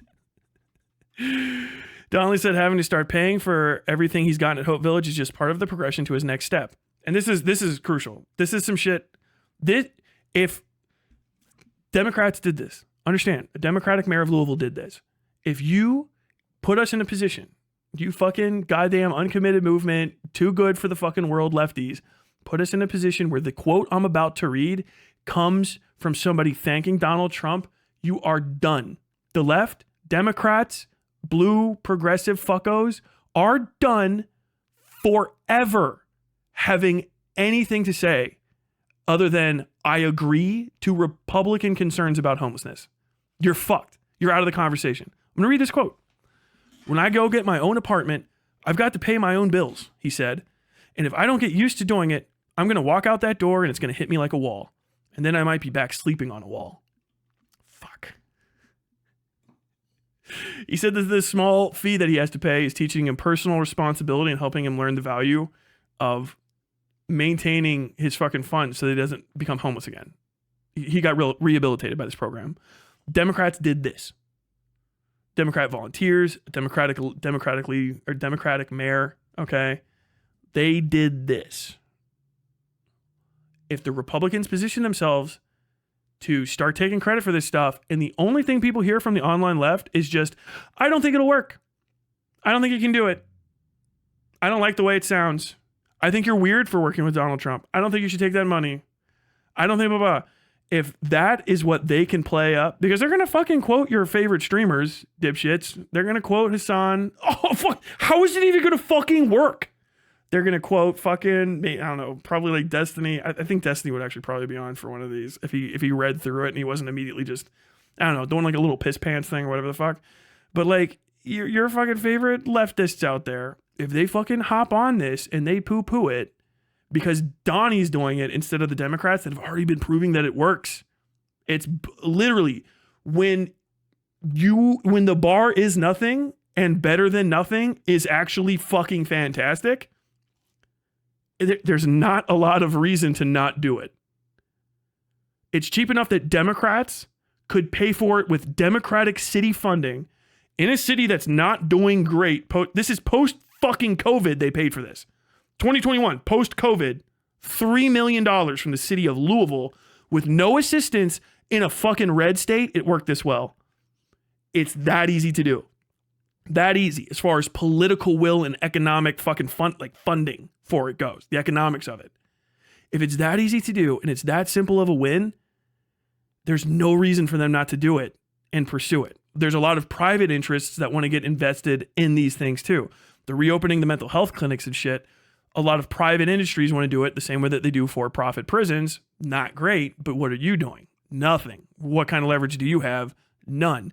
If they provide the mental health care version of a for-profit prison that doesn't turn into 1950 whatever, the lady walking around with the camera in the fucking psych ward where everybody's bouncing off the fucking walls, that's a permanent win. It's a permanent fucking win. Like beyond. It's such a good idea politically and not for the morals of it. Donald Trump, you could say Donald Trump doesn't give a fuck about homeless people, and you're probably right. But it's literally wins all the way through. You make the Democrats and leftists especially, union organizing little fuckos, look horrible for not doing this and for talking shit about you. It's a lot of fucking articles that came out that Donald Trump's a fucking asshole. He's literally trying to do this, but also more. That's what he's trying to articulate. And then all you're getting is he's too stupid to do it. He's too dumb. He's too immoral. He's too disorganized. He will fuck it up. He'll try to ask for too much, and no one will want to give it to him. And that's what they're going to fucking run. They're going to fucking remember what you said. That's what they do. And then you're not going to have fucking anything. You're going to get robbed. You get fleeced. Pop, pop, pop. Smacked over the back of the head with a rich guy's cane and fucking have your pockets run. It's going to be a bloodbath if they pursue it. There's no reason not to. Make everyone look horrible. Make yourself look great. Even if funding just gets cut to Ukraine and the numbers never up. He's like, we cut the funding to Ukraine. We were very smart about that. We cut $4 million and I did allocate 25 million, whatever the fuck. I know those aren't the correct things. You're like, wait, huh? And then you just keep finding out that he's like, what, how much actually money did you cut from Ukraine? Because we never even were at like 120 billion. Like where the fuck? We cut 120 billion from funding to Ukraine. Like, did you go and get shit back? After a thing, like he can just blame that. Like if he's like, we didn't increase funding, we just did anything. They don't give a fuck. These are literal drop in the bucket numbers. It's the same thing that people have been talking about forever. If you gave them $1 billion could solve homelessness in America, they might fucking do it. If they can take full fucking credit for it. Business owners, big pocket taxpayers, guys that have to walk through fucking blue cities that are fucking, they're fire engine red in their politics. They got to go to Avenue of the Americas to go work at fucking Fox News. They don't have to walk past a shitload of fucking homeless people, or maybe they do. Because they're still in New York, and New York fucking stuck their nose up at it. But then, they're talking to people in fucking Austin and fucking Louisville and fucking California and shit that took some of that Trump money and actually fucking cooperated with the situation at hand. And the problem's fucking nowhere near as bad there. Would be nuts. You know what I mean? Like, it would be the craziest win. It's an inexpensive fucking dick slap to the entire left. And like my biggest thing here is, first off, I support these kind of programs. I thought it was fucking cool as shit when Louisville did it. To hear the first national level politician talk about this, and it's fucking Donald Trump, when we had all of these other fucking Democrats running for office at the state and national level, is a fucking nightmare, right? Because I've described the program to you. I know a lot of you guys are like, Donald Trump couldn't do it. Can you think about why the fuck weren't your lefty streamers talking about it? Why weren't your like highly cerebral YouTubers talking about it? Why weren't your politicians talking about it? Why weren't you talking about it? Did you not know it was possible? Did you never concern? Are you not paying attention to the news? Are you watching a little too many Vosh buying pants streams? Well, it's fucking fucked. So the first time I've heard about this again, other than like I see articles about it here and there, and my wife used to work for the fucking city of Louisville, and she was involved in some of the like programming stuff when the last mayor was getting that whole thing put together. So like I was like, oh fuck, that sounds cool as shit. It's fucking working. It's doing literally what it says to do. I wish it would expand and get fucking bigger. It's literally paying for itself by reducing the fucking impact of homelessness on the city. And I guess some of these guys are actually helping pay for it. A lot of it's done through nonprofits and volunteer orgs. It's not fucking expensive to do. We've always said that. Leftists always have said that. It's not expensive to deal with a lot of the issues around homelessness. Most of it's about getting people back on their feet. Now that this fucking plan is already out there, you just have to fucking literally take it and hand it to somebody because people have put it together. You can just say, okay, give him, pay for that. Maybe cut like $1 million off of it.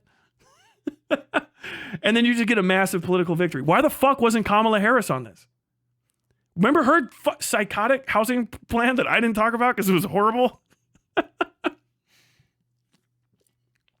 She was talking about fucking gibberish shit. I was like, what in the fuck is this goddamn housing thing? I fucking talk smack about it now. I didn't want to bring it up at the time. I was like, fucking, please, could you send her through?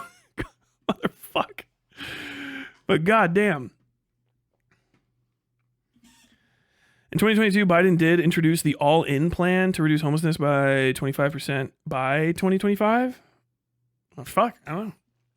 Maybe they're going to take money from that and do it. He should have talked about that more often. He really fucking should have. I don't know what it's accomplishing everywhere. I don't know what it's doing. I'd have to look it up completely, but this is a thing that I've actually seen put into play that does stuff. But when I go he said his goal is to get his life back he once had. I'm trying to transition to the life I had before, which is paying rent, paying bills, paying water. Donnelly said, you don't realize that until you become homeless, and then you miss it, and you miss the responsibility. But he said the conversations surrounding the fee have included Hope Village staff and residents. We talk about, do we believe in the work? Do we believe in the program? Or do we just need to kind of close it, she said. And it was a consensus of we all wanted to keep it open because we all believe in the work and Hope Village is needed. But funding got cut by them. Different kind of them. Donnelly said if he needs a shirt for an interview, it's provided. So are rides, hygiene items, and more. And he hopes to move on soon. I want to leave this pod better than I found it for the next person who needs it. Fucking tremendous. Tremendous story. Cool, right? And social programs are always at risk. Okay, but the thing is also this infrastructure is permanent, right? It's there. It's there until it collapses and the will to support it goes away, and that's what we fucking need. So if you can get some fucking money from the federal government and some support for programs like this, it's a good idea. The other issue is the legalizing homelessness. Now I'll give something to the other side. So this is the thing that keeps coming up when people are like, no, it's bad. It's bad to legalize homelessness, which it sounds raw off rip. You're like, okay, yes, because cops bad. You know what I mean? And this is from Housing Not Handcuffs, which is sort of like the hyper opposition to a lot of the things that we're talking about, because they're opposed mostly to this group called the Cicero Group, which is led by a racist guy who's in league with Palantir finances, like the AI and shit. But there's not that many rich fucks. They're all connected to all the other rich fuck shit. They don't like homelessness either. I don't know how. I don't know what they're gonna do. I don't know what the guy's bad about relative to this shit, other than he's a fucking racist about black investment opportunities. I just want to get that out there. His name's like Lonsdale or something. That's the guy from Cicero. You're gonna see Cicero approved in some of these things. Cicero is fucking like anti-homelessness think tank, right? But I looked them up as well, and none of their anti-homelessness stuff was like, body pits and fucking lie baths. So, okay, if it works, it works. I want people off the street and given a chance to get out, which is the best. It's the most economic way to deal with the situation. Because no one's really going to support a genocide of the homeless, and we're kind of almost doing that on both sides of the aisle at this point. If you're not engaging with any of these sort of things, they're a very low priority. They really are. Nice to kind of bring up here and there, but like not a concern when you're not looking directly at them. Cicero from Skyrim, Jesus Christ. We're all cooked. Cicero, how about Cicero from fucking ancient Rome, man?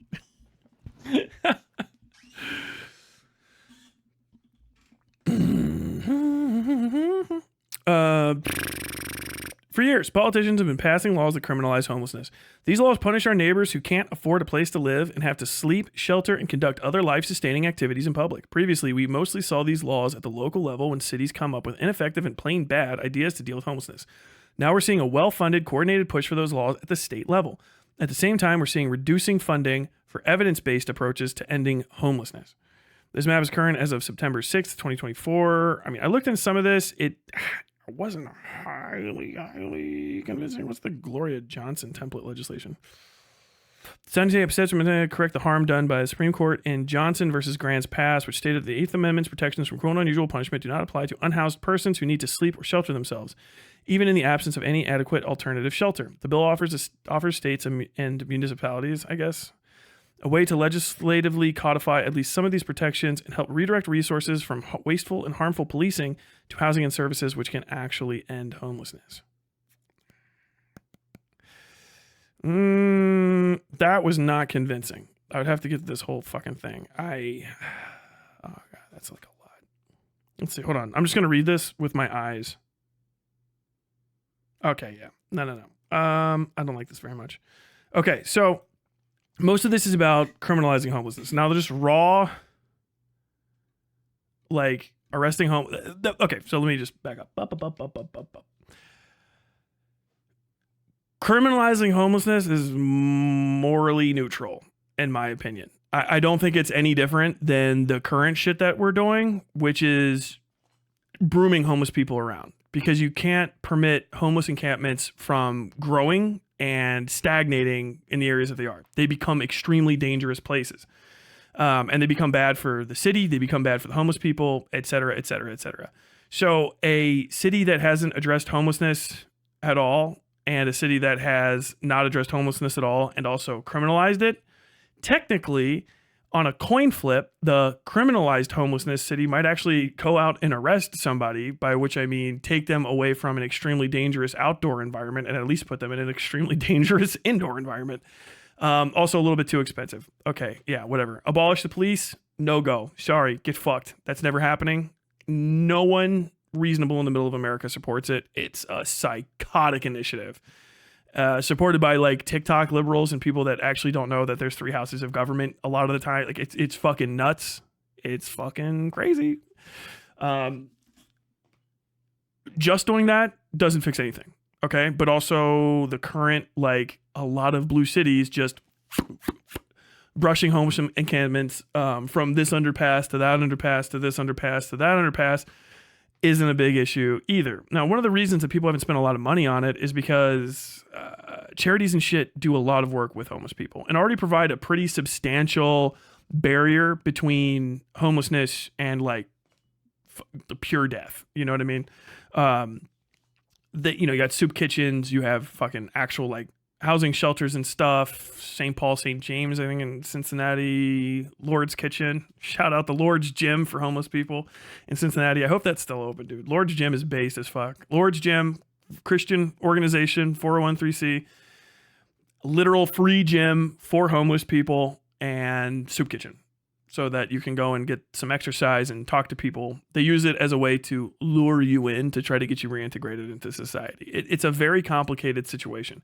Merely providing housing is not a solution. Just saying, like, if you respond to, well, we have homeless people, we need to provide housing, you're worthless, okay? It's like, wow, people are dying. Okay, they should maybe not. Help, I'm having a heart attack. Have you considered the opposite? Like, okay, that's not an actual, like, response, okay? It needs to get the Donald Trump fucking rambling insane speech on homelessness bullshit, whatever. That's still better than I've heard a lot of fucking lefties argue for, okay? And it's grounded in fucking principles that work. Now, alone, does arresting homelessness help? No. But does criminalizing homelessness and preventing outdoor or urban camping, so to say, is that always a bad? I don't know. And it seems to work pretty well in congruence with the rest of these systems. That's what the other fucking chunk of the Donald Trump offering, right? Is that, okay, yeah, like, well, he's trying to criminalize homelessness. Literally fucking argue that out. Why is that bad? Well, no one should be arrested for sleeping outside. Like, I don't know, man. No one should be sleeping outside. You know what I mean? Like, what happens when they get arrested? Well, they get taken inside. Okay, wait, what? And then there's caveats on top of it too. It's not like you get arrested for homelessness and then you got to do 20 to fucking 25. You know what I mean? You're out on 10 for good behavior. You get overnighted, right? And you get dragged into the service districts by force. Yeah. But like that's a thing. Okay. Here's the other issue. We have a lot of nice ideas about, hey, I want to refund everything and send fucking social workers out with the cops. Okay. Well, not every fucking city wants to do that. Not a lot of cities have had necessarily success with that either. It works here, doesn't work there. Okay. Cops are called to deal with homeless people. That's what they do. Now, if you have a cop that gets called, there's an erratic homeless person losing their fucking mind. Everybody's nervous. They don't know what's going on. The guy's in the street. It's very fucking dangerous.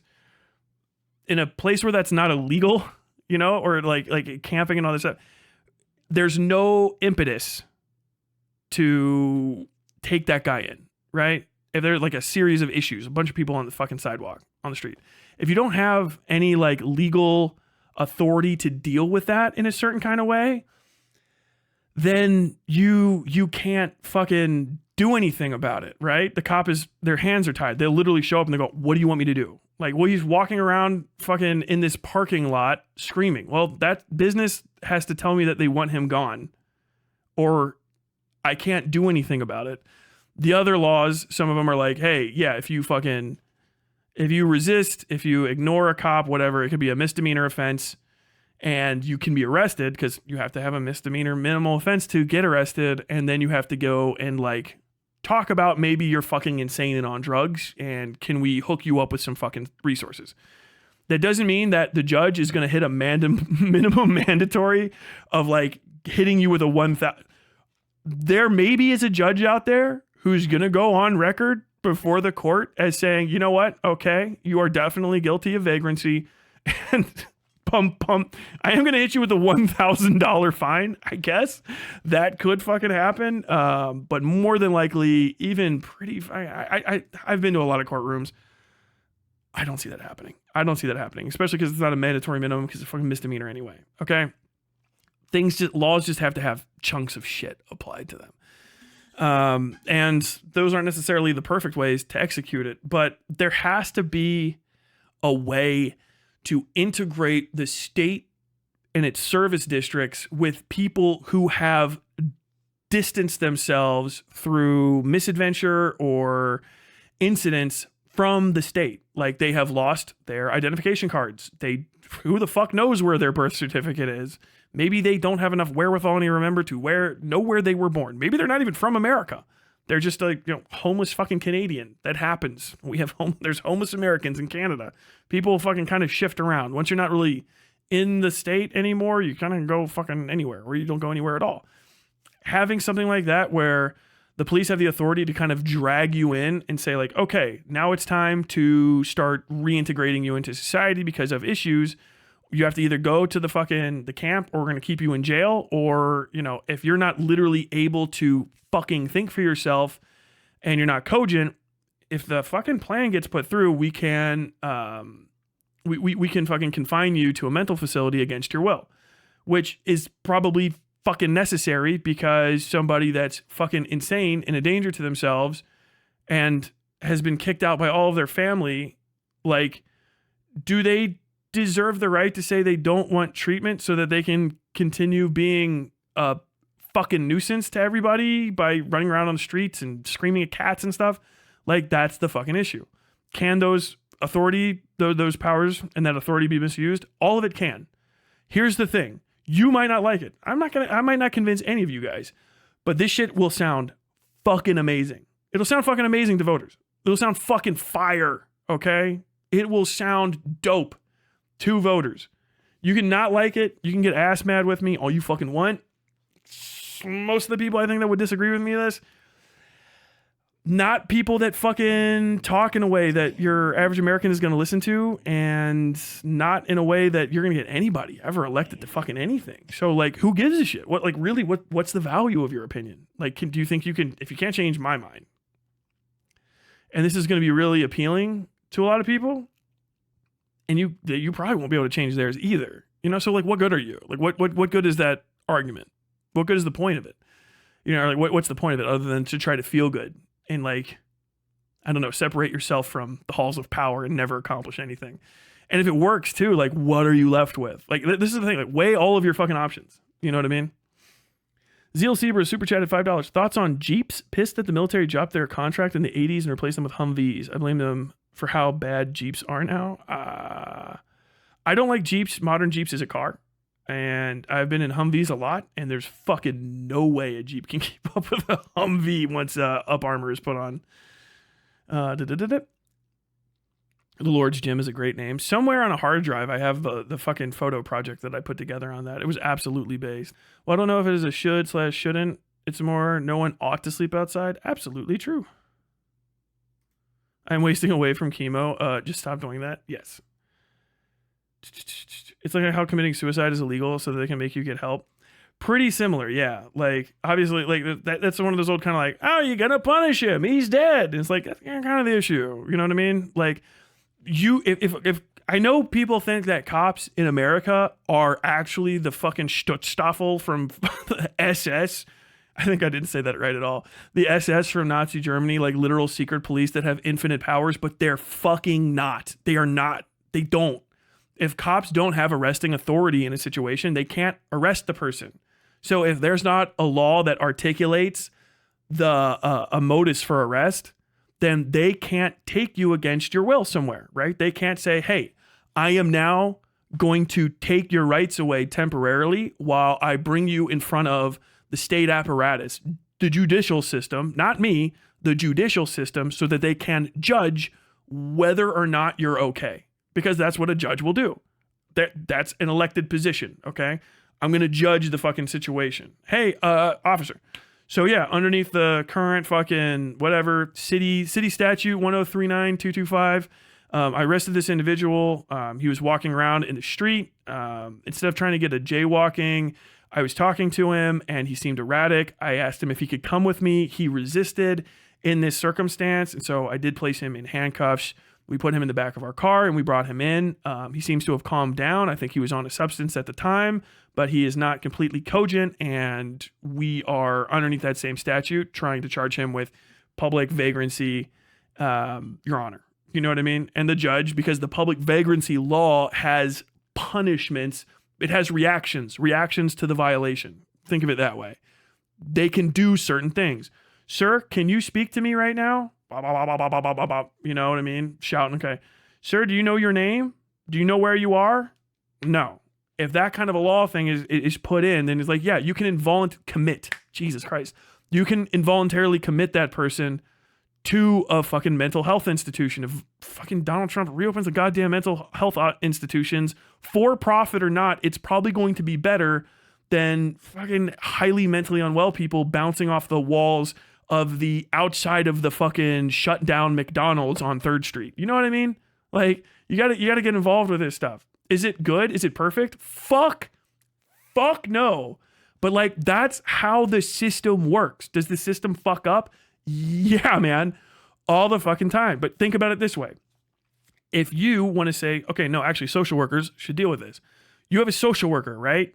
Some lady in her early 30s, right? Bad bitch, tough lady. Okay, cool. But she is a civilian employee of a nonprofit. If she goes somewhere and talks to a person in an alley who is the same guy, okay? This guy's name is John Fink, okay? She's talking to John Fink. He is 38 years old. He is a now homeless for 6 years, schizophrenia suffering man who has not had medication ever in his life after he developed schizophrenia. And he lost his job. His family lives in another city. They just lost contact with him. They don't know he's insane living on the street.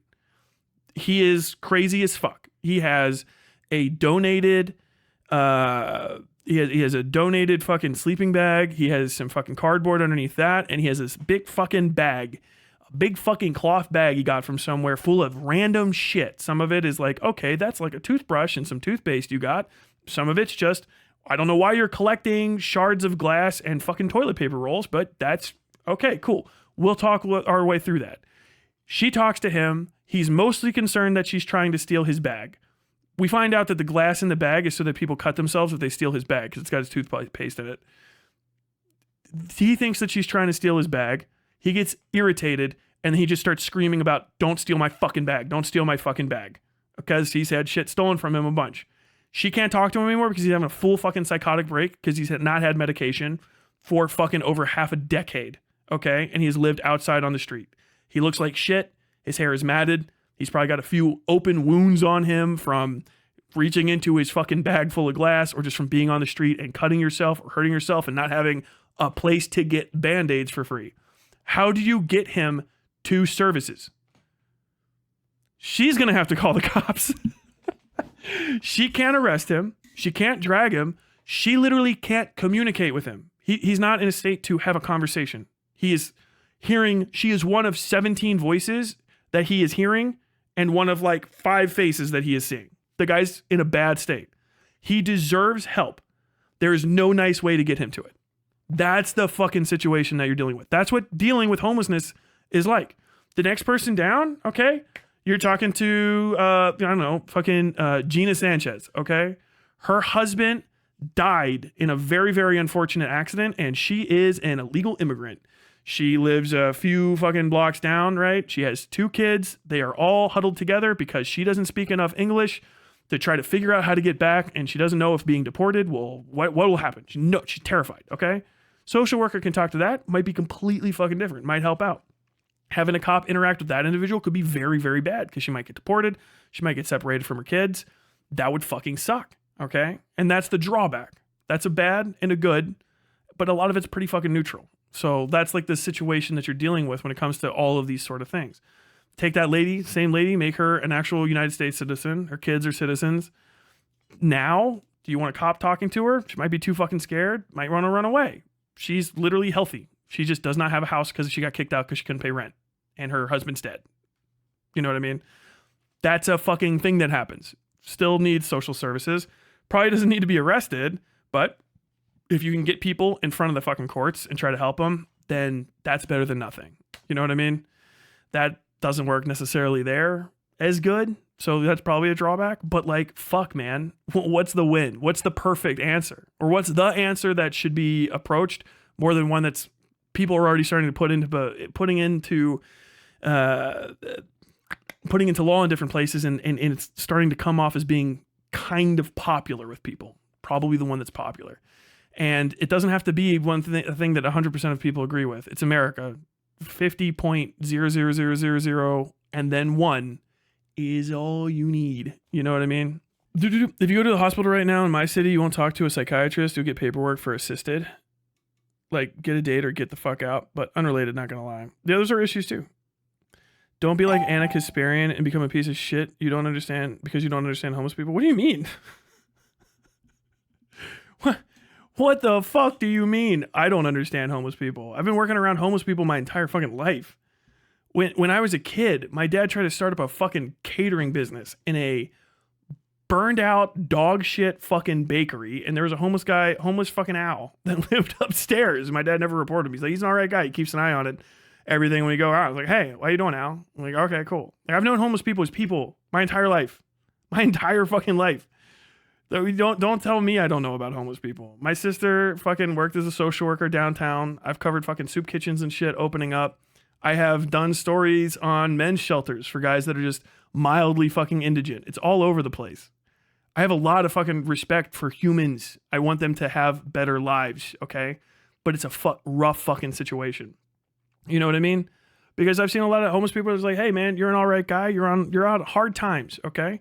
And also when I was a bouncer in downtown Cincinnati working at the fucking Lackman, okay, as a door guy, I had to constantly almost get into fights with homeless guys that they were unmedicated and just being very fucking aggressive and trying to steal drinks from patrons while they were drinking, which, okay, you're like, oh, Tyler, that guy's having a hard day. Like, I don't think he needs to steal somebody's fucking martini to get, I don't know how that's going to help him, and it's going to fuck our business up if I let him go and fucking threaten the customers, ask them what they're looking at, and then he tries to steal their drinks, okay? I know about homelessness. I know about it. I know a lot. I have fucking family members that have been homeless. Don't ever fucking try to pull that one on me. I know a fucking lot about it. Understand that. And I don't want to criminalize them as in like, hey man, you should be able to fucking shoot every homeless person because it makes you fucking nervous. I don't think people should go around stomping homeless people to death. And I think the best way to stop a bunch of that is these other programs that aren't fucking pretty, But like literally the bar is nothing. Better than nothing is completely okay. Fuck. At this fucking point. Like the homelessness epidemic in America really is. It's not shrinking a lot. It's a serious fucking issue that has to be attacked from a lot of different directions. Most of the best ones right now are social safety nets, okay? And getting homeless people basically collected into areas where they're away from the dangers that can kill them or harm them. Maybe what you would say, the habits, vices, the issues that continue their fucking homelessness, and closer and in one spot where you can get fucking social services and shit to them, which is what those fucking tent city programs do, okay?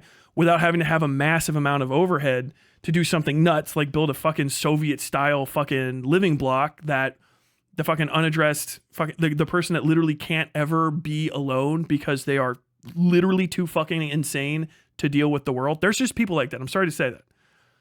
You got to go to like the fucking critical care ward at a mental hospital. Some people are gone, man.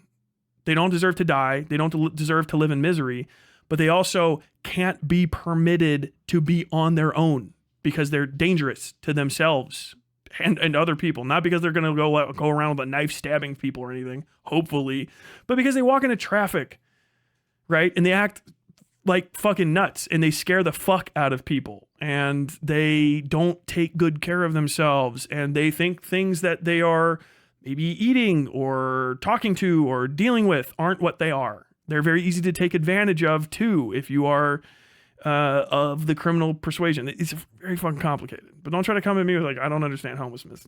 Yeah, I've never specifically been homeless, but I did sleep outside a couple nights one time. I got chewed out when I agreed with him 1000% because I accidentally vague posted. Oh, okay. I was wondering. I was like, you normally are on it. No, not me. Okay, it's all good. But hey, you know what? I know that other people are going to make that same statement. So SM Jethro, my bad. But I stand by it. That's really the case. You know what I mean?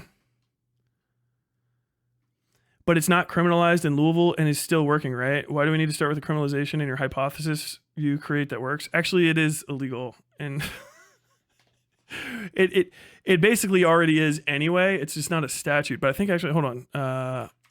Criminalized homelessness, Louisville.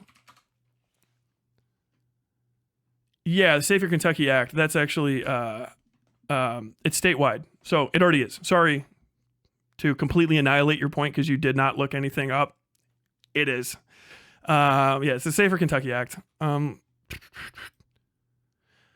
Safer Kentucky, WOKY, thank you. Safer Kentucky Act went into effect on Monday, making it illegal for people to sleep or set up camp in public spaces. According to George Eklund, with the Coalition for the Homeless, there are 800 beds across city shelters, but 1,600 people who are homeless each night. Housing is essential. Under the Safe Kentucky Act, it's a Class B misdemeanor for second and repeat offenses, along with a $250 fine on repeat offenses. The bill brings concerns to those like Eklund who are on a mission to curb homelessness.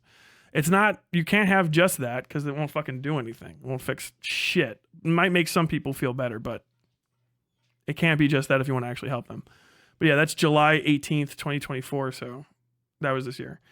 And it's coming hand in hand that those laws are very popular, very, very popular with people. They love them. Just those laws alone are very popular because they permit police officers to arrest motherfuckers and move them out of the area. Okay. They can take people off the street and put them in the car. Also, they don't have to like make up any fucking issues. You know, it doesn't have to be like assaulting an officer or anything.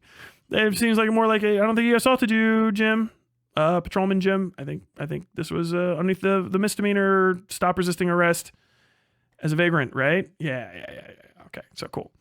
Are they gonna get hit with fucking fines? I would be stunned. Maybe, I don't know. I think if there's anybody that get fined, it would probably be some like weirdo fucking like, I don't know, rich guy that wants to pretend to be homeless or something. But I have no idea.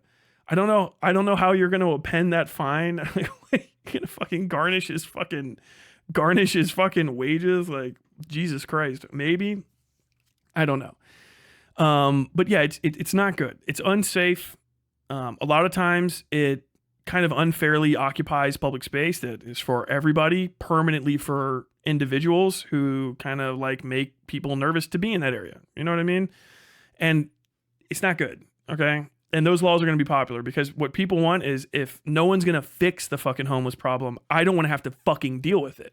Okay. And when it's an entire city's worth of people, blue or red, they might all just be on it. They're like, no, fuck that. Like, I'm sick of it.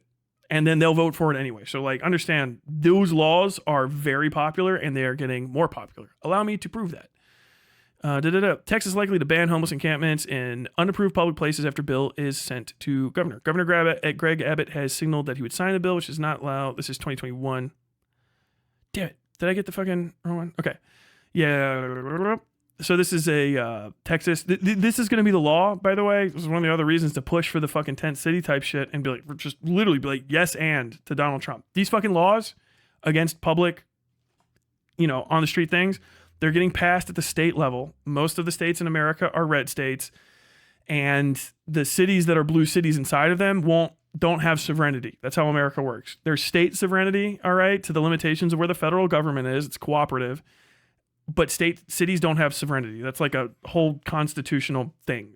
Very, very, very strict. Cities cannot pass laws that directly countermand state laws, basically. Get an actual fucking legal scholar to articulate that the perfect way, but understand that's the case.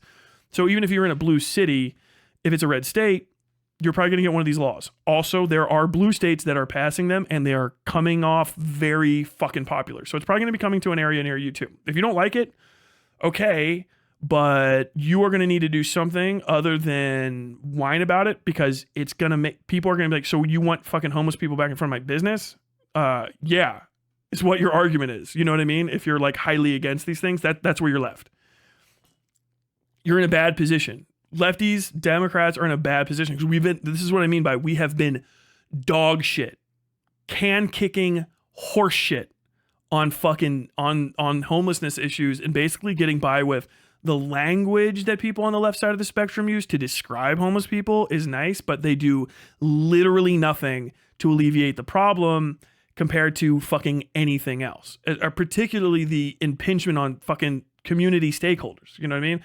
One homeless person, literally, why do we have to permit him to like kind of fuck up this sidewalk when it's used by 150 people during the day? Hard argument to kind of countermand. You have to go straight to morality and be like, well, you have to be nice to people. And that only goes so far, particularly if you ran into a homeless person. That's mean. You know what I mean? It's a fucking shitty situation. It's almost perfectly set up to make Dems look horrible because all of the morality policing, shit talking, you're horrible, you want to legalize homelessness, blah, blah, blah. If that passes, we're going to look like chatty Cathys, basically. Fucking hen-pecking fuckos that don't get anything done while these other motherfuckers are making themselves look really, really good to major downtown donors and stakeholders and all sorts of people. It could legitimately affect blue strongholds. Very, very realistically, particularly if the messaging against the laws is the kind of stuff that you would hear from, and I'm going to say this in a general sense, actual Jake. It's going to be mean to what purpose? I don't know. He actually might fucking completely agree with me. I doubt it, but who knows? Or like kind of like the Hassan sphere, the immediate like lefty reactionary. Donald Trump did it. He said a mean thing, so obviously this is going to be bad. What we're going to say is you're doing a bad thing, and I don't understand how this could ever be good. That's what you're going to hear when people are talking about this outside of the spectrum, unless they actually start looking at these things. And it is going to be a fucking absolute unforced error. The most unforced chess blunder error, whatever the fuck you want to call it, that you may have ever seen. Because it's going to hit right in the fucking... It goes right past what already rural people like into the heart of democratic cities. The stronghold areas. All of a sudden, your city's cleaner and Donald Trump is taking credit for it. Is not... It's going to be real hard for you to like, oh, well, it's like morally not great. And everyone's going to go like, yeah, just like, take a breath. Because that's it, right? If you want the other part of it, social services and stuff, you got to fucking yes and this stuff. Because I'm telling you, the laws are coming. You don't have a choice in it anymore. You lost that. It's going to be most of America probably in the next few years are going to have these. Because if Texas passed it, by the way, this is what I wanted to show you. These are the states that have these kind of laws on, thanks to Housing Not Handcuffs checking it out. Oregon, right? Yeah, Oregon. Am I crazy? No, Washington. Seattle, Washington. Yeah, Oregon's here. Fuck is wrong with me? Yeah, up in Washington, all sorts, all of these, and these are cities. They're cities, you know what I mean? And House bills, whatever the fuck. We go down here, California, blue stronghold state, very big. Gavin Newsom is about these laws. He like them very, very much. Okay, over here, this is Minnesota, right? No, yeah, Wisconsin. Yeah, this is Minnesota. Wisconsin, swing state, right? Little blue. I can't remember which way it went in this election. They are passing it. Blue state, Illinois, passing these laws. Okay, Kentucky, of course. Tennessee, of course. Georgia, got them. Swing state, passing these laws. Okay, Texas, very blue or very red, all the way up. Dude, these things are coming. And understand, they are already in Democratic strongholds. Major ones. Is that Indiana? My bad. That's Indiana, not Illinois. Illinois is fine. Never mind. But seriously, still, fucking Washington and California is a massive amount of fucking people. And California's homelessness problem is one of the worst in America because of that South Park episode. You know what I mean? And it's going to be coming to more places. And if it works in these areas, where it starts getting put into effect is the cities. It's going to be very hard to argue that the blue cities and stuff that really enjoy the program are like, oh, I don't fucking like it that much. You know, if it works, it's going to fucking spread like wildfire. And there are nonprofits and for-profit companies that are lobbying for these laws to be passed, like the Cicero I was talking about. And this housing not handcuffs isn't really that much of a pro-housing. It's more of a anti-handcuffs. As I've looked into them. I mean, I could be wrong. If a housing not handcuffs person wants to PR correct me, I'll talk to you. No problem. But when I was looking at all their about us and stuff, it's more about we don't want these things because we don't find that this is like constitutional for homeless people, and we feel it's a massive constitutional violation of their rights. And it's also very easy to get some fucking donos. You know what I mean? This is a very good dono move for a lawyer that's operating a nonprofit. Respect. It's a swindle. Not the swindle. You know what I mean? That's just the industry. But like, I don't know. I think that this is going to be fucking crazy. I think this is going to go nuts. We're in a crazy fucking situation with this. Let me see right here though. This is the other one I was reading. This is by the way, Texas Tribune article from 2021 written by Reese Auctioner. Shout out Reese. Most of the things, yeah. Texas is poised to outlaw homeless encampments across the state after the House signed off on the Senate's changes to House Bill 1925, sending it to the governor for final approval. The bill would make camping in an unapproved public place a Class C misdemeanor, punishable by a fine of $500. It's kind of like the same language every time. It's because these are on sheets. Cities may not opt out of the ban or discourage enforcement of it. So you're done. Sovereignty sucks. That's the fucking law now. And you're going to have to fucking beat the entire thing. Understand that if it works, it's going to come to all blue areas too. More than likely. A lot of them. And if it doesn't go to them and they look miserable, it's going to be a win anyway. Abbott has signaled that he would sign the bill. He's been a vocal critic of Austin officials for lifting the city's homeless encampment ban 2 years ago. Lawmakers cited that decision as a motivation for introducing this bill. Earlier this month, 57% of Austin residents voted to reinstate the city's ban after critics said it sparked the spread of encampments in the city. It's popular. Austin, South by Southwest, good fucking sounding board for a blue city in a red state. The law that you don't like, criminalizing homeless people, got fucking reinstated off rip. And then that gave carte blanche for the fucking state. The state knows we're golden on this. 57% of residents in a blue area voting for that's it, man. That's the will of the people. That's where that is. Understand that, right? Motherfuckers are going to love these laws. Because no one's really doing shit. Even in most blue cities, you're either letting homelessness run rampant. Most cities in general, you're either letting homelessness run rampant, or you're doing the fucking, the 2-month shuffle, encampment to encampment to encampment to encampment, again and again and again and again, which is really not that much different from the arrest thing. You know what I mean? It's you're still fucking displacing the homeless. You're just doing it in a way that doesn't sound like you're big bad government doing it. You're just doing it kind of in secret. You know what I mean? When it's this big law and it might seem aggressive, but it fucking works and people like it, you're going to see more of it. You're going to see more of it. And you're going to see it like wildfire spreading around. And understand, if you don't have a good fucking answer, and I don't mean like, oh, I'm morally good. I mean, no, these are the specific play-by-play steps to outperform what this policy is doing. You are fucked. You're fucked. The average voter, even a lot of the more extreme voters going into the left, as far as people on the other side are concerned, are going to laugh at you and then win. They're going to beat your fucking ass at the polls. They're going to beat your ass at the fucking voting initiatives, as seen here. It is going to be loss after loss after loss after loss.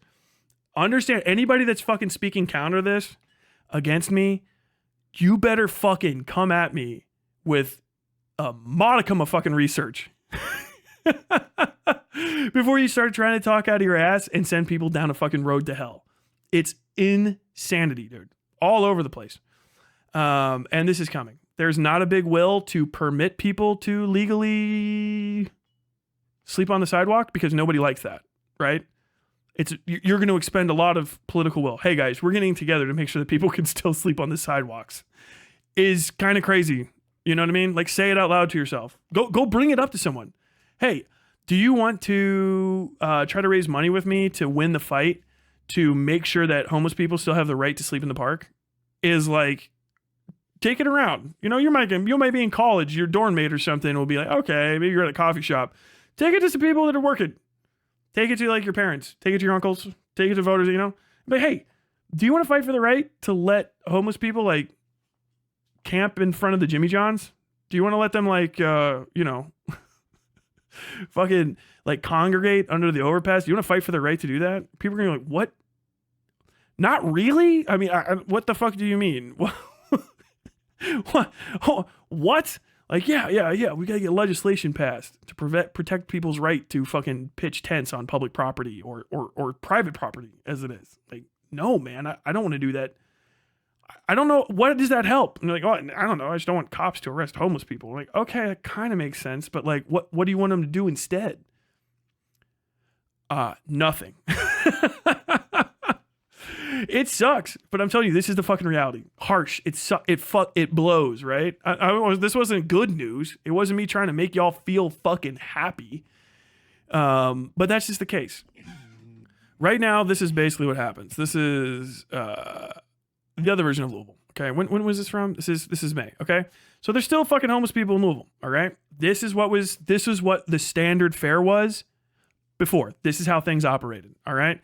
And we'll continue to operate if these things don't go into position. If they don't, this is just going to be what it is. Homeless camp near I-264 overpass given 24-hour notice to relocate. City explains why. The Homeless Services Division says a risk assessment of the encampment's location came back as a 3, which is the highest, recommending the cleaning. This is written by Isaiah Kim Martinez, published May 7th, 2024. So this is 6-ish months ago. Notice is clear that homeless camps in Louisville can vary substantially from location to location. According to the city's Homeless Services Division, that time frame can range anywhere from a day to 3 weeks. In the case of the encampment underneath I-264 overpass near Durrett Lane, people there got 24 hours to relocate on Monday, but with leeway. And then our sign says after 72 hours that time is passed. We will do a cleaning, said John Pilbeam, Assistant Director of the Office of Resilience and Community Services. And, you can go through this entire thing. Yeah. So where these people are supposed to go, they're just going to go somewhere else. Okay. You don't have to go home, but you can't stay here. And that's what it is. This is the overpass they were sleeping underneath. I think I almost know which one this is. Right here. So, you're under one of these overpasses. Okay. It's not great. It's dangerous as fuck. There are not supposed to be pedestrians here, much less people staying there. You know what I mean? Overnight, all this dead space here is where they were fucking camped out. So you can get hit by cars. Cars can decide to just run over you because the people are fucking sociopaths. It's not good. Like, where are they supposed to go? How are you going to fix it? We don't have the money for that. We don't have the will for that. It's not a major concern. But literally, it's too safe to let them stay here, so they have to go. Well, where are they going to go? I don't know. Fucking you figure it out. But that's my job. I have to assess let them stay as long as they can, 72 hours to move, and then you got to fucking figure it out. Okay? That's not good. That's not great. That's not nice. It fucking sucks. So, if you're going to couple these fucking laws that are going to go into place, it's going to let people clear these out way faster before it becomes this big thing. Not great. If you're going to put the onus on the homeless people, bad. But if Donald Trump is going to come in and fucking swoop up and steal that fucking fix because it's cheap and because it'll look good and because they're going to start passing these fucking laws nationwide, more than likely they're all talking to the same fucking lobbyists who are multi-billionaires who own fucking private prisons and shit. If they start putting in the fix for this and reopening mental health places and shit, and lefties are hyper focused on the fucking icky feel optics of it, and you don't have a perfect, don't fucking respond to me if you can't articulate an entire fix, because there's no reason to listen to you. I don't feel good about it. Doesn't matter anymore because you don't win votes. They already won. If they do good again, they're going to win again because they don't need you. You lost. So your opinion doesn't matter. How you feel about it, who gives a shit? If everyone else likes it, then it's going to happen. And it's going to keep happening. So you got to figure out something else to do. If you can come up with the leverage or the idea, sure. But other than that, who cares? I don't like it. I don't feel good. I feel like you're an asshole for saying this, Tyler. Okay, who gives a shit? You lost the vote. Sucks to suck. They have the power, so they're going to do it for 4 years. That's what's coming. You can either try to figure out a way to get involved and shape it in the best way to you. You can try to figure out a way to mitigate the damage to your political reputation. You can make everything worse. But I don't feel good about it. I don't like it. Yucky. Sorry, bud. Opinion doesn't really matter. Massive. Full. God, dude. Literally the fucking popular vote, too. Popular vote over 300 fucking electoral votes. Remember, a lot of these laws are going to be going into those fucking swing states. If it works in fucking Wyoming or, God damn it, whatever. Might be in Michigan soon after. Might be in Minnesota soon after. Some variant of it, you know what I mean? Who knows? But, bro, this is what the future looks like. This is my political point for the moment. Probably for the next couple weeks or so. But I really wanted to talk about this because I already have some fucking expertise in the fucking field. I've dealt with this shit. Understand the homelessness problem is a problem, but it's also different state to state. Different states have different homeless populations. They have different reasons why people are homeless, and they have different survivability rates for being homeless. One of the main reasons so many homeless people are in California. Can't be homeless in North Dakota after October. You'll fucking die. You can't be outside of the house for more than a fucking hour or so in January. So, it might just be like a vibe thing there. But, once you get down underneath that, middle areas, especially the hotter places, anywhere that it doesn't get like super fucking cold during the winter, they have pretty bad homeless problems. It's an issue, okay? And we have been fucking, I'm going to say that 1,000 times. Our entire side has been fucking up. Compassionate conversations, like sweetheart language about it is done. It's fucking over. I'm concerned about the morality. Doesn't matter. You don't have the power to fucking enforce your morality. You better fucking argue that you can figure out how to reduce costs and improve services. That's what people want. If you don't have effective political messaging from now on, I mean a full plan. Full plan. Who gives a fuck? Who cares? Literally, why? Why? I don't have to convince you. I'm the alarm going off now. Now you get to hear what you guys sound like. Boop, boop, boop, boop, boop, boop. That's all I'm providing. I'm telling you what's going to fucking happen. You gotta understand I'm not wrong. I'm not even remotely. There's a possibility he doesn't do any of it right. I don't see why. I don't see why he wouldn't. Maybe he fucks it up. He fucks up stuff all the time, but it's not even really that reliant on him. And the states are going to do a bunch of this shit on their own. So we'll see what the fuck happens. And your best hope, understand, if you're reacting to it like this, is to just basically hope that Donald Trump fails to the deficit of homeless people so that you can be right. Get dunked on. And that's pretty much the end of the segment. I'll take some fucking questions and comments. I wanted to get through all that so I could finish it up. I know, like 3 straight hours almost of talking, but it is a very, very complicated issue. I didn't even fucking get all the way into it. There's even more. All the way down. funding, city to city legislation that doesn't come against the fucking state legislation, political will on the ground, the effectiveness of the executive branch, city to city, state to state, county to county. All of that stuff is variables. All of that shit will change everything fucking place to place to place to place to place. Even sometimes just your proximity to another state might change how everything works.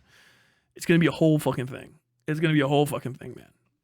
Honestly, we need to start advocating ways to reduce the chance of someone becoming homeless. That sounds good to the average working class person rather than taking these poison pills. Poison pill is perfect. Perfect way to describe it. It's a setup. It feels like a swindle. It feels like it feels like a fuck you. Because you got to hope the fucking gun doesn't go off. It's pointed at your fucking head. And it's a kill shot. You're going to get fucking wrecked. Oh, no. Fucking auto ad started playing. I didn't even know the fucking volume was on during those. It's worse than that, Tyler. The left doesn't vote. You know, hey, if you got to abandon the left, go for it. Understand, you're out for yourself. To a degree. If there's a coalition that doesn't coalesce, you know, get away from it. If you don't like the social club aspect of the internet, avoid it. And understand there's people on the ground that know more about these things that maybe don't agree with me or maybe do. And you should be talking to them if you want to get involved in this stuff. I'll tell you what, Miss, I don't know if it's Bussy or Busey, Jeshell? Stay Bussy. Thank you, babe. Stay Bussy. I'm sorry. I couldn't remember it. I didn't have it in front of me. Stay Bussy on the ground in Louisville. Probably, literally, just fucking go talk to her. Call her up. Call up fucking an organization similar to that, and say like, hey, this guy on the internet said all this dumb shit. How much of it's true? How much is it untrue? And everything that I'm wrong about, change your whole fucking perspective. You know what I mean? And get involved with that sort of stuff. Get offline, and try to figure it out. But understand, like, this is also me trying to share with you the ability to build a fucking alarm in your head. Politics are not cut and dry. They are not good guys, bad guys. It is people with desires, leverage, and the ability to enact what they want to happen using that leverage. That's it. Kind of at the end of the day. All right. Coalition building is for people that don't have leverage. That's pretty much it. And if you can't build people together, or if the people that you're with don't have leverage, can't do anything for you, can't do anything for themselves, except for feel good in the dark as all the lights start going off one by one, you should probably bail on them and be like, I don't fucking want to fuck with this anymore, because you might end up on the fucking outs. Do what they do, tweak it and pass it off as our idea, make it help the homeless. Hell, you could sell the GOP if you make them help build homes for themselves and sneak in the mental health end. Yeah, like that's it. You should yes and this. If there's something like check it out, make sure everything's good, but like get involved. Unironically. Like that's what the actual bipartisan shit is. Like, what the fuck? You had a good idea? Okay, I like that. Because if they start coming up with fucking good ideas and edging into our area, then you're not gonna have anything. You know what I mean? Tyler, people don't vote their morality, they vote their interests. Also, yeah, someone has to do something on homeless, and saying leave them alone isn't a solution. I don't think so. I think it's a waste of money because it's not going to fucking do anything. You know what I mean? Like, what the fuck? It's crazy how many tents and overpasses all over the country. I think downtown Phoenix and Las Vegas are the only places I've not seen it, but like Louisiana, California, they may as well put a water line underneath some of those highways. Yeah, if that's a thing, by the way, underpasses are not safe. They're like crazy dangerous for a variety of reasons. They're only like basically like permanent shelters from the rain, and that's kind of it. They are like prone to like sub collapse. Basically, like especially older freeways. Understand? Don't ever stand under a freeway. I know this sounds crazy, but literally stay the fuck away from them if they're not a designed for pedestrian underpass freeways. Don't go under them. Like they're dangerous as fuck. Actual pedestrian overpasses, like, or underpasses, have like big fences and shit. You know, you ever seen the big fucking fence? And like the undersides of them will be designed different. Why? Overpasses get weight put on them, and there's this thing in concrete called spalling, where sometimes if an overpass is a little old, a little bit of pressure will hit, and so like the top goes down like this, and the bottom can't go down like this too because it's a hard material, and so the bottom separates, and this piece right here shoots off like a fucking bullet and hits anything that's underneath it. They go pop. And it might even just be a gigantic chunk fall on you, so don't hit it. Things fall off of underpasses at high speeds, fucking steel belted radial off of a fucking 16-wheeler, just fucking bounce down there. People throw shit out of their cars fly off of it. Underpasses are extremely fucking dangerous. They're not like as dangerous as standing in the highway up top, but like don't ever see like, well, the homeless people at least have the underpass. Like if you live in a windy area, wind goes faster under underpasses because it's like blowing through a straw. Or like, if you go like this or you through a straw, it's like way more pressure. The wind pressure increases underneath the overpass, blow you out. They're nuts. It's crazy. Anyone tell people he has a debate request on the Discord or discussion? I don't know. I can't read. For today, I have like an hour left. They're going to have to wait till tomorrow. I don't want to harass homeless people sleeping in parks, but I also don't want them there. LOL. No. And like, they don't really want to be there either. It's not the best situation. Like that wasn't their dream. You know what I mean? Like they're the bar. It's the bar. That's what they had. They'll get kicked out of the park at some point, go somewhere else. Alex Eldridge, the 499 super chat. Don't look like angry hippies defending human shit on the sidewalk. Like, he means poop, not like fucking homeless people or human, like literally people shitting on the sidewalk, which is what the thing in fucking San Francisco. Staying out of that. Like, what? That's the other thing with the little tent city. Fucking city hookup toilets, man. City hookup toilets, access to showers. That's my whole thing. Fucking, dude, if I could get the fucking Republicans to pass fucking dignity first, I'd be stoked. Public restrooms throughout cities that fucking poor people and kind of anyone can use, improves life for everybody. That's the shit that people like, man. That's the shit that people like. Shout out to all my SoCalers who have to sit underneath the freeway at the 110 downtown interchange. I don't even know what that is. The homeless are built different. They get spacesuits at the monument at the moment of eviction.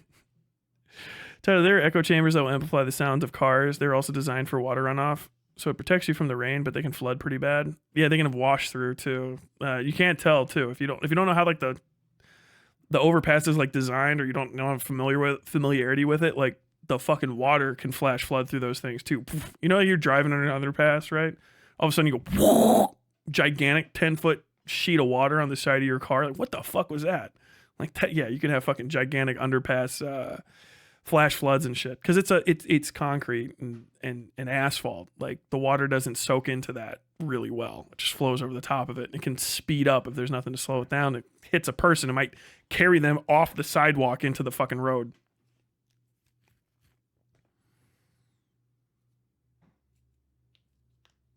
My older brother's homeless mostly by choice. He just couldn't really integrate back into society after he came back from Iraq. That's fucking rough, man. And the homeless veteran population is its own thing. And there is a lot of willing, sane-ish, you know what I mean? Like you might call the person like nuts, or maybe they do have some like mental health issues, but they're not mental health issues that like preclude you from like work and, conversation with people. You're still sane as fuck, but like it can be, I don't want to be there, but you also can't let that guy fucking sleep in front of the Jimmy John's. Sorry, man.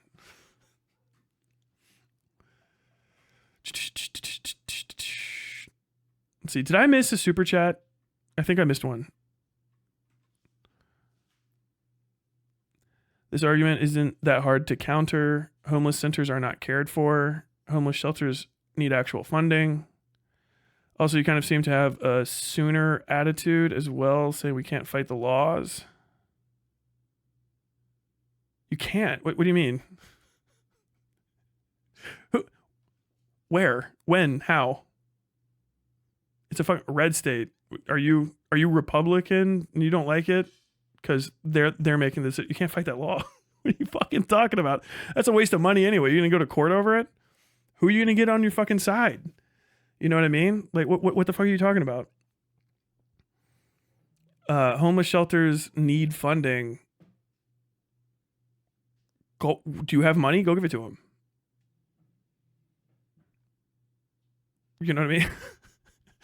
The tent city thing is a type of homeless shelter. initiative, right? To let them have like free fucking movement around. And there's shelters being built with them and this stuff too. But like, give more money to the homeless. When? How? Pay for it. Show me where you're going to get the political will to pay for them all. What else is fixed? Does it address the fact that you can't get them all into the homeless shelter?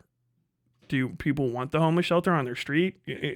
That's like a child's idea of how to talk about this situation, like a little kid. My congressman, now Senator Andy Kim, got a super white NJ suburb to build the county's first ever homeless and crisis shelter, 60 beds, trauma center, detox, the works. What is it? What does them being white have to do with it? It's lame. Like, I started falling out of nowhere because I was seeing through Hassan and you popped up, but I don't know, man, you're pretty center right. You're just telling us to give up the fight. No, don't fight a losing fucking battle. What fight are you win? What's the fight? He wants fight. Donald Trump is saying he's going to do that shit. Do you understand what I mean? Like, there's no fight. You're going to lose. You're going to look like a fucking asshole. It's like, look, man, I know I want to stand up for my rights. What are you going to do? I'm going to fucking put my head against a goddamn gun that's about to go off and let it splatter my brains out for nothing. Like, and okay, don't do that because it's a fucking losing fight. Win the war, not the battle. Win the war, not the battle. It's like fucking hyper left. You understand? I'm talking about a fucking material analysis of the situation. What the fuck is actually happening and what can you do to succeed? You're doing idealism. Like, literally. Opposite world. Criminalizing homelessness is just a ploy to further fund the prison industrial complex. Change my mind? No. Okay. How is that bad for them? That's the point. It's not your average guy. It's not somebody with like a bright future. It's a person living in squalor under a bridge. If that's such a bad situation, that going in that direction is going to be better. That's the thing. We lost the initiative on this. So you put yourself in a position where, people that are fucking major investors in the prison industrial complex have a better fucking solution than your average internet leftist. That actually is like a thing that politicians will listen to because it's possible. Not like a little kid thing. What we need to do is fund the things that are good and not fund the things that are bad. That's I understand, like, everybody has their first opinion and it's like cool, you know, because you like your voice drops when you hit puberty and like people start fucking listening to you because you almost sound like an adult and maybe you carry that on into your 20s. But like their shit is they're working, they're doing it. They're making it happen. You need to figure out a way to get involved with that at any step of the level, of which I've enumerated several. Get involved in the nonprofits that are going to end up working on these things. Get involved in the for-profits or start a for-profit on your own that you can jump in and take the contract and make sure shit happens right instead of it going to some sort of sweetheart thing. You know, bid. Get involved, literally build power in a way that's going to let you take advantage of this and force them to do the thing that they said they were going to do, right? Like literally, that's how politics work. Force Democrats to see that you want this. What the fuck? What are you guys doing? Like we're actually like liking this fucking Donald Trump thing. Can you work with Republicans in order, like, you're up there talking to them? Can you make sure that money comes to us? Like, can you make sure that they follow through on it? No, what I was going to do is go on CNN and say he'll never make it happen because he's an incompetent piece of shit. Well, how is that going to get money? Is he actually going to send the money out? Oh yeah, he's going to send some money out to people, but like, he's going to be really mean to us about it. Like, okay, well, fucking, can you figure that the fuck out? Can you offer him something? Can you do something? Can we get the fucking money for the homeless people so we can get it working for a few individuals or some shit? Like, yeah, man, that's it. He's going to fucking take the credit for something that's a leftist project, add a fucking big dollop of righty talking points and tough on crime, tough on degeneracy shit, and literally fucking pull you out of the conversation for the rest of your life. That's what's going to happen. Look, the comments on this are going to be that. You literally, the only way to respond to this is to tell me how you're going to provide a better path forward that goes all the way to the tippity tip top and can like outclass how good he would look in every single state. You're not going to be able to. You know what I mean? It's impossible. You can come up with a plan. Tell me how you're going to sell it. How are you going to get a majority of voters, state to city to city to state, to agree with it? I know I told you how Donald Trump's going to tell everyone he's paying for it, whether he pays for it that or not. He's going to say, when I cut money from Ukraine, I can do whatever I want. He's going to build social services by fucking taking money from Ukraine. If he does or doesn't, then he has that carte blanche. I gave you something, voters. You said no more Ukraine waste. And I did this thing. Now I'm very cool. Maybe even fucking forcing the states to half match to get funds. Who the fuck knows? This is also way out. I'm just telling you the risks involved. This isn't even happening yet. He's got to be the president. This is going to go through legislative shit. Maybe there's some things that he can do through the executive branch. Probably a lot of it's going to be bully pulpit. Hey, make it happen. And moving this money from here, that money to there. Workity work. If this turns into a thing where you let corpo Dems fucking get out there and lefties are fucking doing little pants piss fucking criminalizing homelessness, I don't like it. You're going to put yourself in a position where you don't get to have any participation in the conversation as per usual. None of your politicians get closer to accomplishing anything. The homeless people don't get helped. And at the end of the day, the only thing that you get is to be performatively right about something that cost people their lives. And you didn't try to do anything about it. That's the issue. That's what you have to respond to me with. I don't care about anything else. Tyler, you're mean. Tyler, you're a bad guy. Tyler, you're center right. Who gives a fuck? Who gives a fuck about political alignment? Who gives a shit? Do you know what I mean? Like some fucking chatter, I think that you're hyper left. I think that you're hyper right. Dude, if I disagree with you, you're just going to think that I'm on the opposite side of whatever the fuck you are. I have all these conversations knowing that fucking righties are going to call me fucking Marx, lefties are going to call me Hitler, and centrists are going to call me fucking Stalin. Commie Hitler. You know what I mean? You said offhandedly that a solution isn't building Soviet block apartments, but if a core issue of the housing crisis is the price of being housed, wouldn't a massive increase in housing increase rent or ease rent? You're not going to be able to get that passed. That's the issue. That's why it's not on the table, because you have to sell commie apartment blocks. You have to sell it. You can talk about it like it's a dream, I have a dream, but you actually have to sell the commie apartment block to the taxpayer, right? Which has bad connotations, and we already have Section 8 housing to some degree. The issue is those gigantic housing blocks don't deal with a lot of the issues that there are the actual problems with visible homeless people. That's all social services related. That's kind of the thing. And you hear a lot about we can fix the housing problem by that. No. Rent caps and shit are more likely going to take care of it, making rent more competitive. One of the biggest things that's happening right now is the court cases going on with the antitrust violation that all those renting companies did by using that fucking product. I don't know how far that's gone through. I haven't kept up on it. But basically, one of the reasons rent's so high right now doesn't have anything to do with stock at all. It's the fact that there's price fixing going on. The price fixing due to these AI pricing scheme things, programs that were basically being used by everybody to maximize the rent in an area to what the maximum someone could pay without going homeless was. That is the biggest issue compared to anything, because it's fucking price fixing. They're actively trying to raise rent non-competitively by doing it everyone at the same time instead of actually engaging with the market and shit. So the price fixing issue, very, very bad.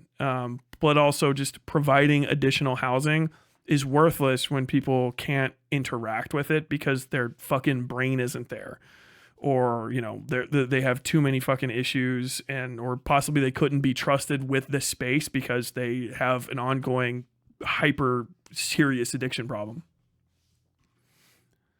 And I mean, they've already tried this too. There's spaces like that. That's what the hotel thing is. There was a lot of abandoned hotels during there's abandoned hotels everywhere. There's literally empty hotels all over the place. You get out on your fucking beltway loop around your city or wherever, and you'll see them. They're all over the place. They're fucking empty. Why don't you just put people there?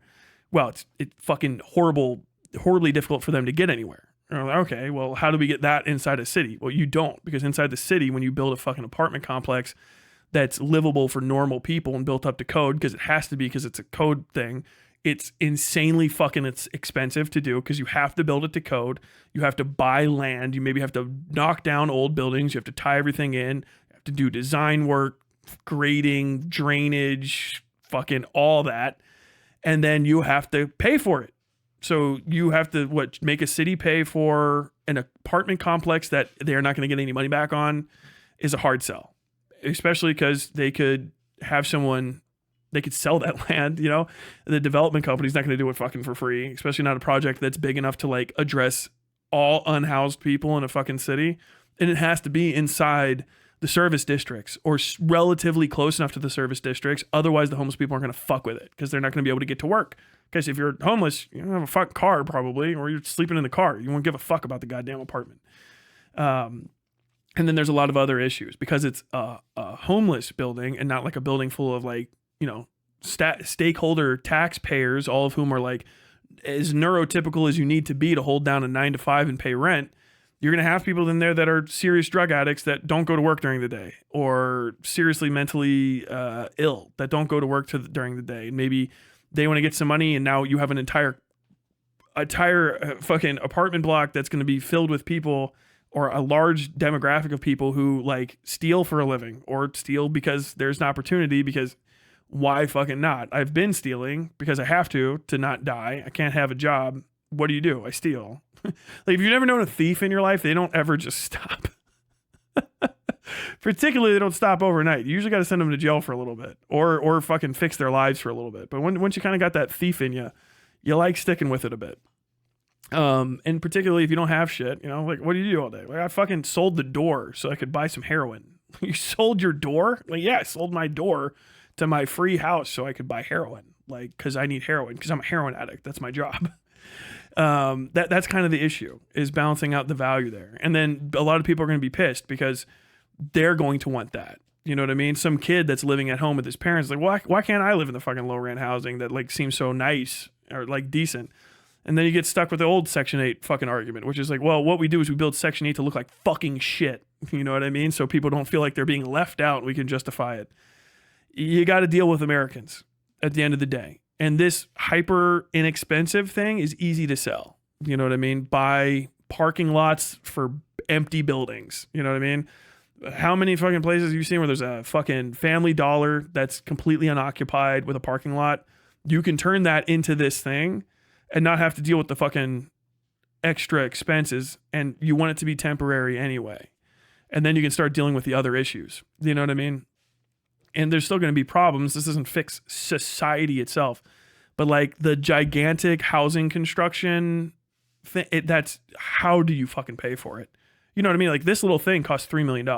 Consider this is a parking lot with fucking pallets and tents in it. That's $3 million because that's land costs, whatever, to fucking develop it. And then you have to pay the people to do the operations. Because also this isn't just going to be a house. It has to be a services district that provides access to fucking recovery care for addiction and mental health services, and trying to get people that don't have enough money to have a house, clean clothes and soap and day-to-day shit.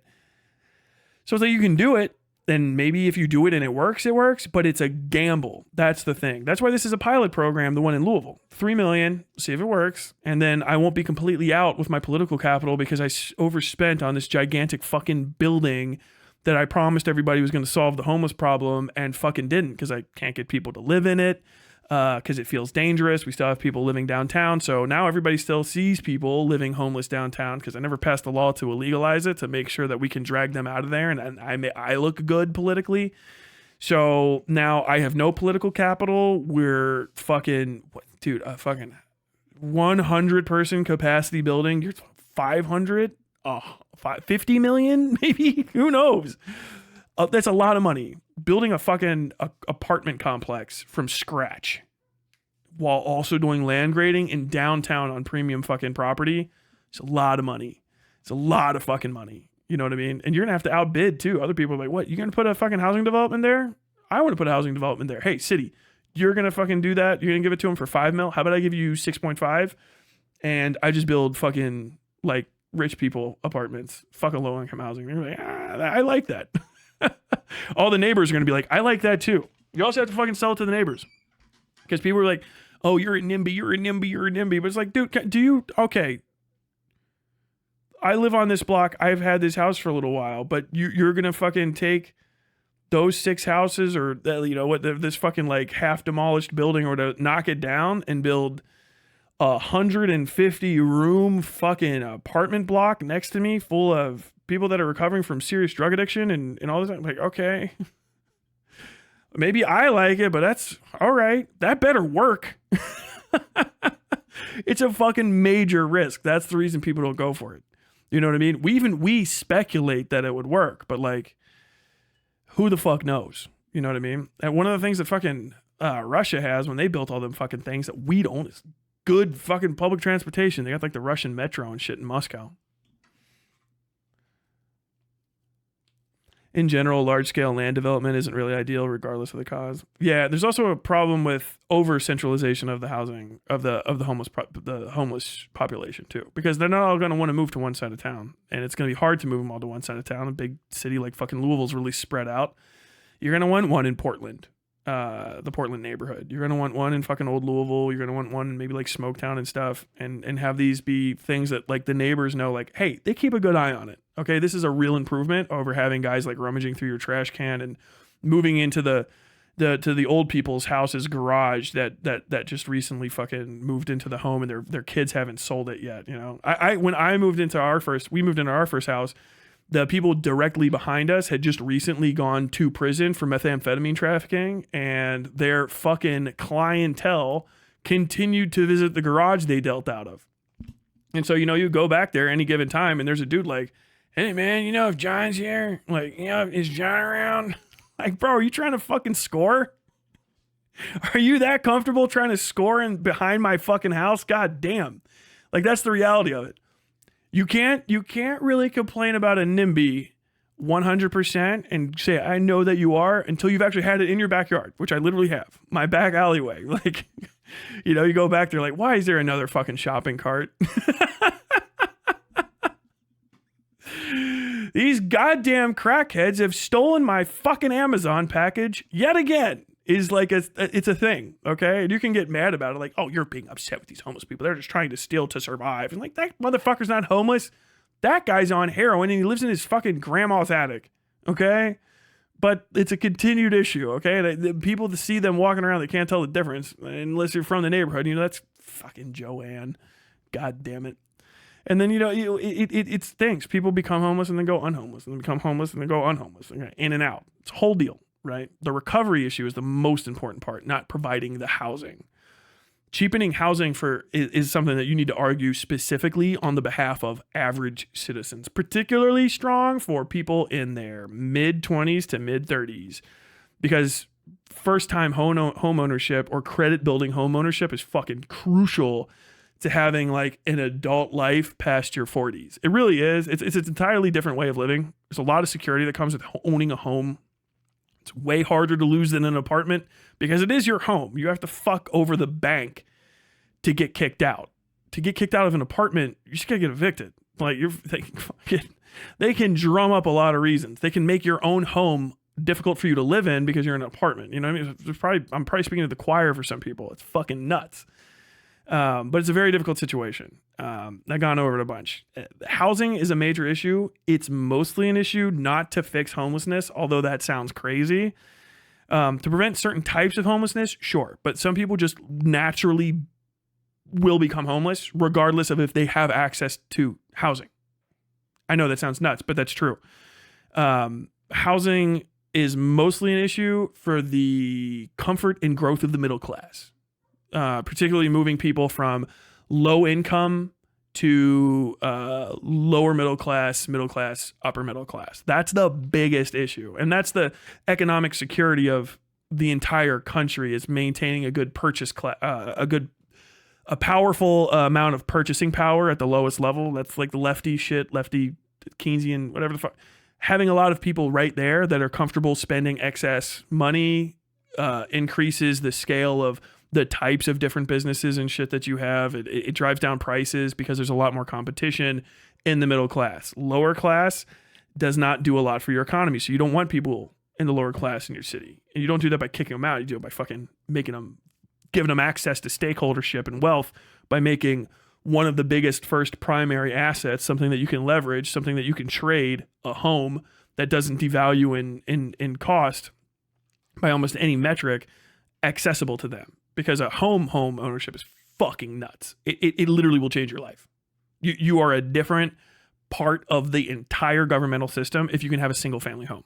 Don't let fucking, it's one of the stupid, I still don't understand where the fucking argument comes from. I've heard Loanerbox and Destiny say like, if you have a choice to invest in the stock market and a house, invest in the stock market for like wealth building. I'm like, what are you fucking, are you telling somebody that is in a position to buy their first home or just stay living in an apartment to not buy a house? That's fucking nuts.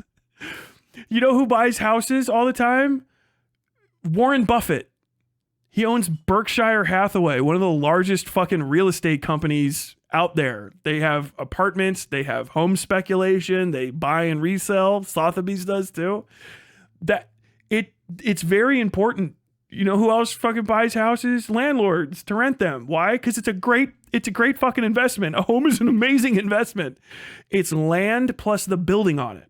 And then once you have it, it increases in value. You can take loans out against that value if you absolutely need to.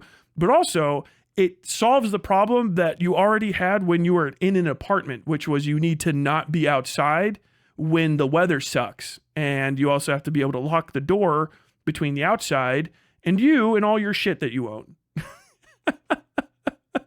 I have land.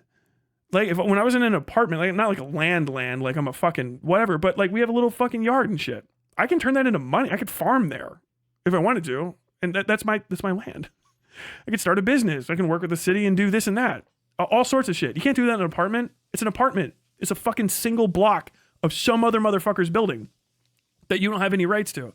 Now, if you like bounce around or you're so fucking wealthy or whatever that you want that, but that's like low level, like brainless guy wealth. You want to own buildings. You want to own buildings and land. They're not making more of it, right? Like it's just one of the best things to invest in, aside from bad speculative land purchases, which is, I don't know, Glengarry Glen Ross. Okay, just look at it. But like, if people have been living somewhere for like 100 years, you find a 100-year-old house, pretty solid house to build because it hasn't been wiped off the fucking map yet. Probably a solid neighborhood to invest your future in, right? Our neighborhood I lived in, 100 years, people held out. Some people bought houses for $20,000 in 2005, 2007, and sold them for $350,000 less than 20 years later. So that's guaranteed. It's a fucking house. It just goes up. You know what I mean? If you're gonna fucking gamble off the S&P and fucking, do day trading and shit all the day. I'm not telling you don't ever put any money in the stock market, but like, what the fuck are you talking about? A lot of lefties forget that a lot of people prefer opportunity to move up the ladder over handouts and socialized housing. I went to garages with my dad as a kid, and he would buy crank right in front of 4-year-old me. Oh, that's fucking rough, man. That's rough. One of my a relative got in a lot of trouble with his side of the family for doing that. People keep talking about turning old malls into housing. These people don't understand where these malls are, which is the middle of nowhere normally. Yeah. It's not the worst idea to do it. It's more than likely not going to be something that the homeless are going to get advantage of. It'd probably be like low income stuff for like old people. I could see that. That's probably one of the best ways to do it. But yeah, malls are out past beltway loops usually for a very important reason. A beltway is the highway that goes around a city. Okay. The beltway is Washington, D.C. people. But a beltway, right? Some cities have one, some cities have two around them. So the highway, you don't have to go through the city. You can go around it a little bit faster, even though it's longer. Generally, when you're looking at a map, kind of almost anything within that first beltway more than likely falls within the city's jurisdiction. Okay. Which means that you are under not just federal and state taxes and maybe county taxes, but city taxes as well. So large commerce centers of different stripes will build their buildings just outside those beltways, maybe even just outside the second beltway, so that they can take advantage of the congregation of opportunities of purchase, so to say, and the distance from the city, so that you don't have to pay the city tax as well. So you're out there. People wouldn't go to just one, you know, you don't take a fucking 35-minute trip to go to just like a Skechers, but you're like, fuck, I need to buy like 15 different things. Let's go all the way out there to the mall. Now, even that is too egregious for people and malls are shutting down. Okay, Amazon. But back in the day, it was very, very convenient because it was lower prices. It was a lot of different things all the way out there. And that's why they have them outside of the Beltway. Those are gigantic, pretty semi-permanent buildings. They're built like brick fucking shit houses because a lot of them are out in the fucking flat areas of this, you know, so they have to be built to withstand a lot of fucking pressure. Most of them are made out of like stone, concrete, steel, glass.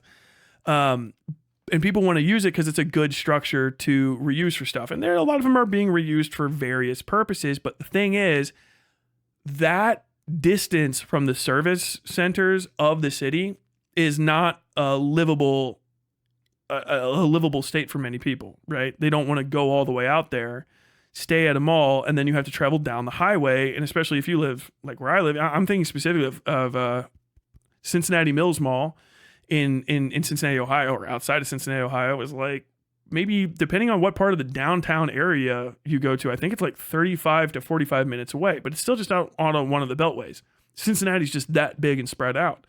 And so if you want to get downtown, or even to one of the little sub-cities, you know, if you want to go to Green Township and shit, it takes a long time and you can't get there any other way but vehicle, right? You have to get into a bus or a car, taxi, whatever, what have you, because there's no trains. And I don't even think there's actually really buses that go out there and into the city. There might be one, and it's going to be fucking rare because Cincinnati Metro is inside the Beltway. If you want to ride Cincy Metro, it's a pretty good bus line, goes all over the fucking city, transports shitloads of people, but it doesn't go out to dead malls. You know what I mean? And you would have to install that line. So if you have all your homeless people out there, okay, cool, but they're going to be just as kind of like separated from reintegration as into society as they were before. Maybe they'll be in shelter, but it's not going to be a very appealing situation for them because they're like, why the fuck am I all the way out here? How do I get to a job? Right? This is literally a dead commerce area.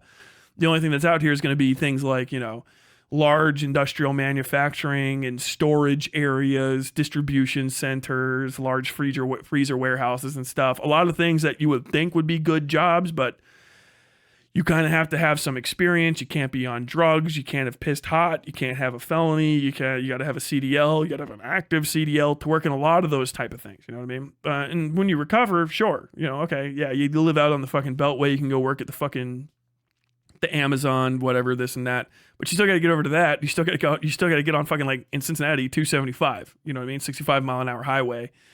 Go 15 miles to the thing to work, which in a car, okay, who gives a shit? 8 minutes. On foot, never happening. And by taxi, by maybe even if you just put a bus line there and hope it shows up every once in a while, that bus trip is going to be like for an hour and a half, 2 hours, you know, because it's not going to go straight between the fucking mall and your job. It's going to go to all the little fucking good pickups on the way to be as efficient as possible. That's why you don't use those. If people were like freaked out, like, what? There's a fucking building. Why can't I put my homeless in it? It's because they might not really want to go there. They legitimately might not give a fuck about the like increase in shelter because the decrease in their access to everything else is going to be fucked. And you're also going to make it harder for service workers and stuff to get to them because the service workers probably don't operate out of some random place off the Beltway.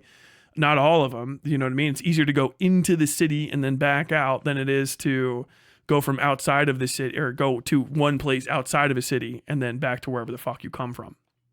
That's kind of the thing. So it's really inefficient for the people that are there, for the services districts that are going to be necessary to actually treat homelessness and the underlying causes of homelessness. And it's just not really the solution that people think it is. Doesn't mean that those buildings shouldn't be repurposed and used for something. I think Cincinnati Mills is actually slated to finally get demolished. It has not had anything in it for like over a decade, really. I went there with a friend of mine and some like random fucking nerds had just brought in folding tables and they were doing some sort of LAN shit, playing LAN games just in the middle of the fucking empty ass mall. There used to be an Amtrak station in Louisville, and there might still be, but it's no longer connected through Indiana through Chicago, and that blows, dude. The Amtrak line was there, and I don't think it's connected to anything anymore, which drove me crazy because there was like, wow, fucking trains everywhere. What the fuck? I think they took the freight line too, which is ass because Northern Indiana is one of the largest producers of steel in the country. Dude, god damn, dude. Imagine if fucking Trump was like, I like trains, you little autistic incel fucks. Do you like trains? We're gonna build trains again. Disgusting commuters. I don't think that's ever gonna fucking happen. That would be insanity though. The main benefit of watching Tyler stream is the insight into average American experience. It's why sometimes I'm like really suspicious of people that have like a fucking counter argument. Like, what are you talking about, man? Like, have you been around? You know anything about it? People have a lot of fucking opinions about America, and I respect it. People have opinions about everything, but like sometimes like, what the fuck are you talking about?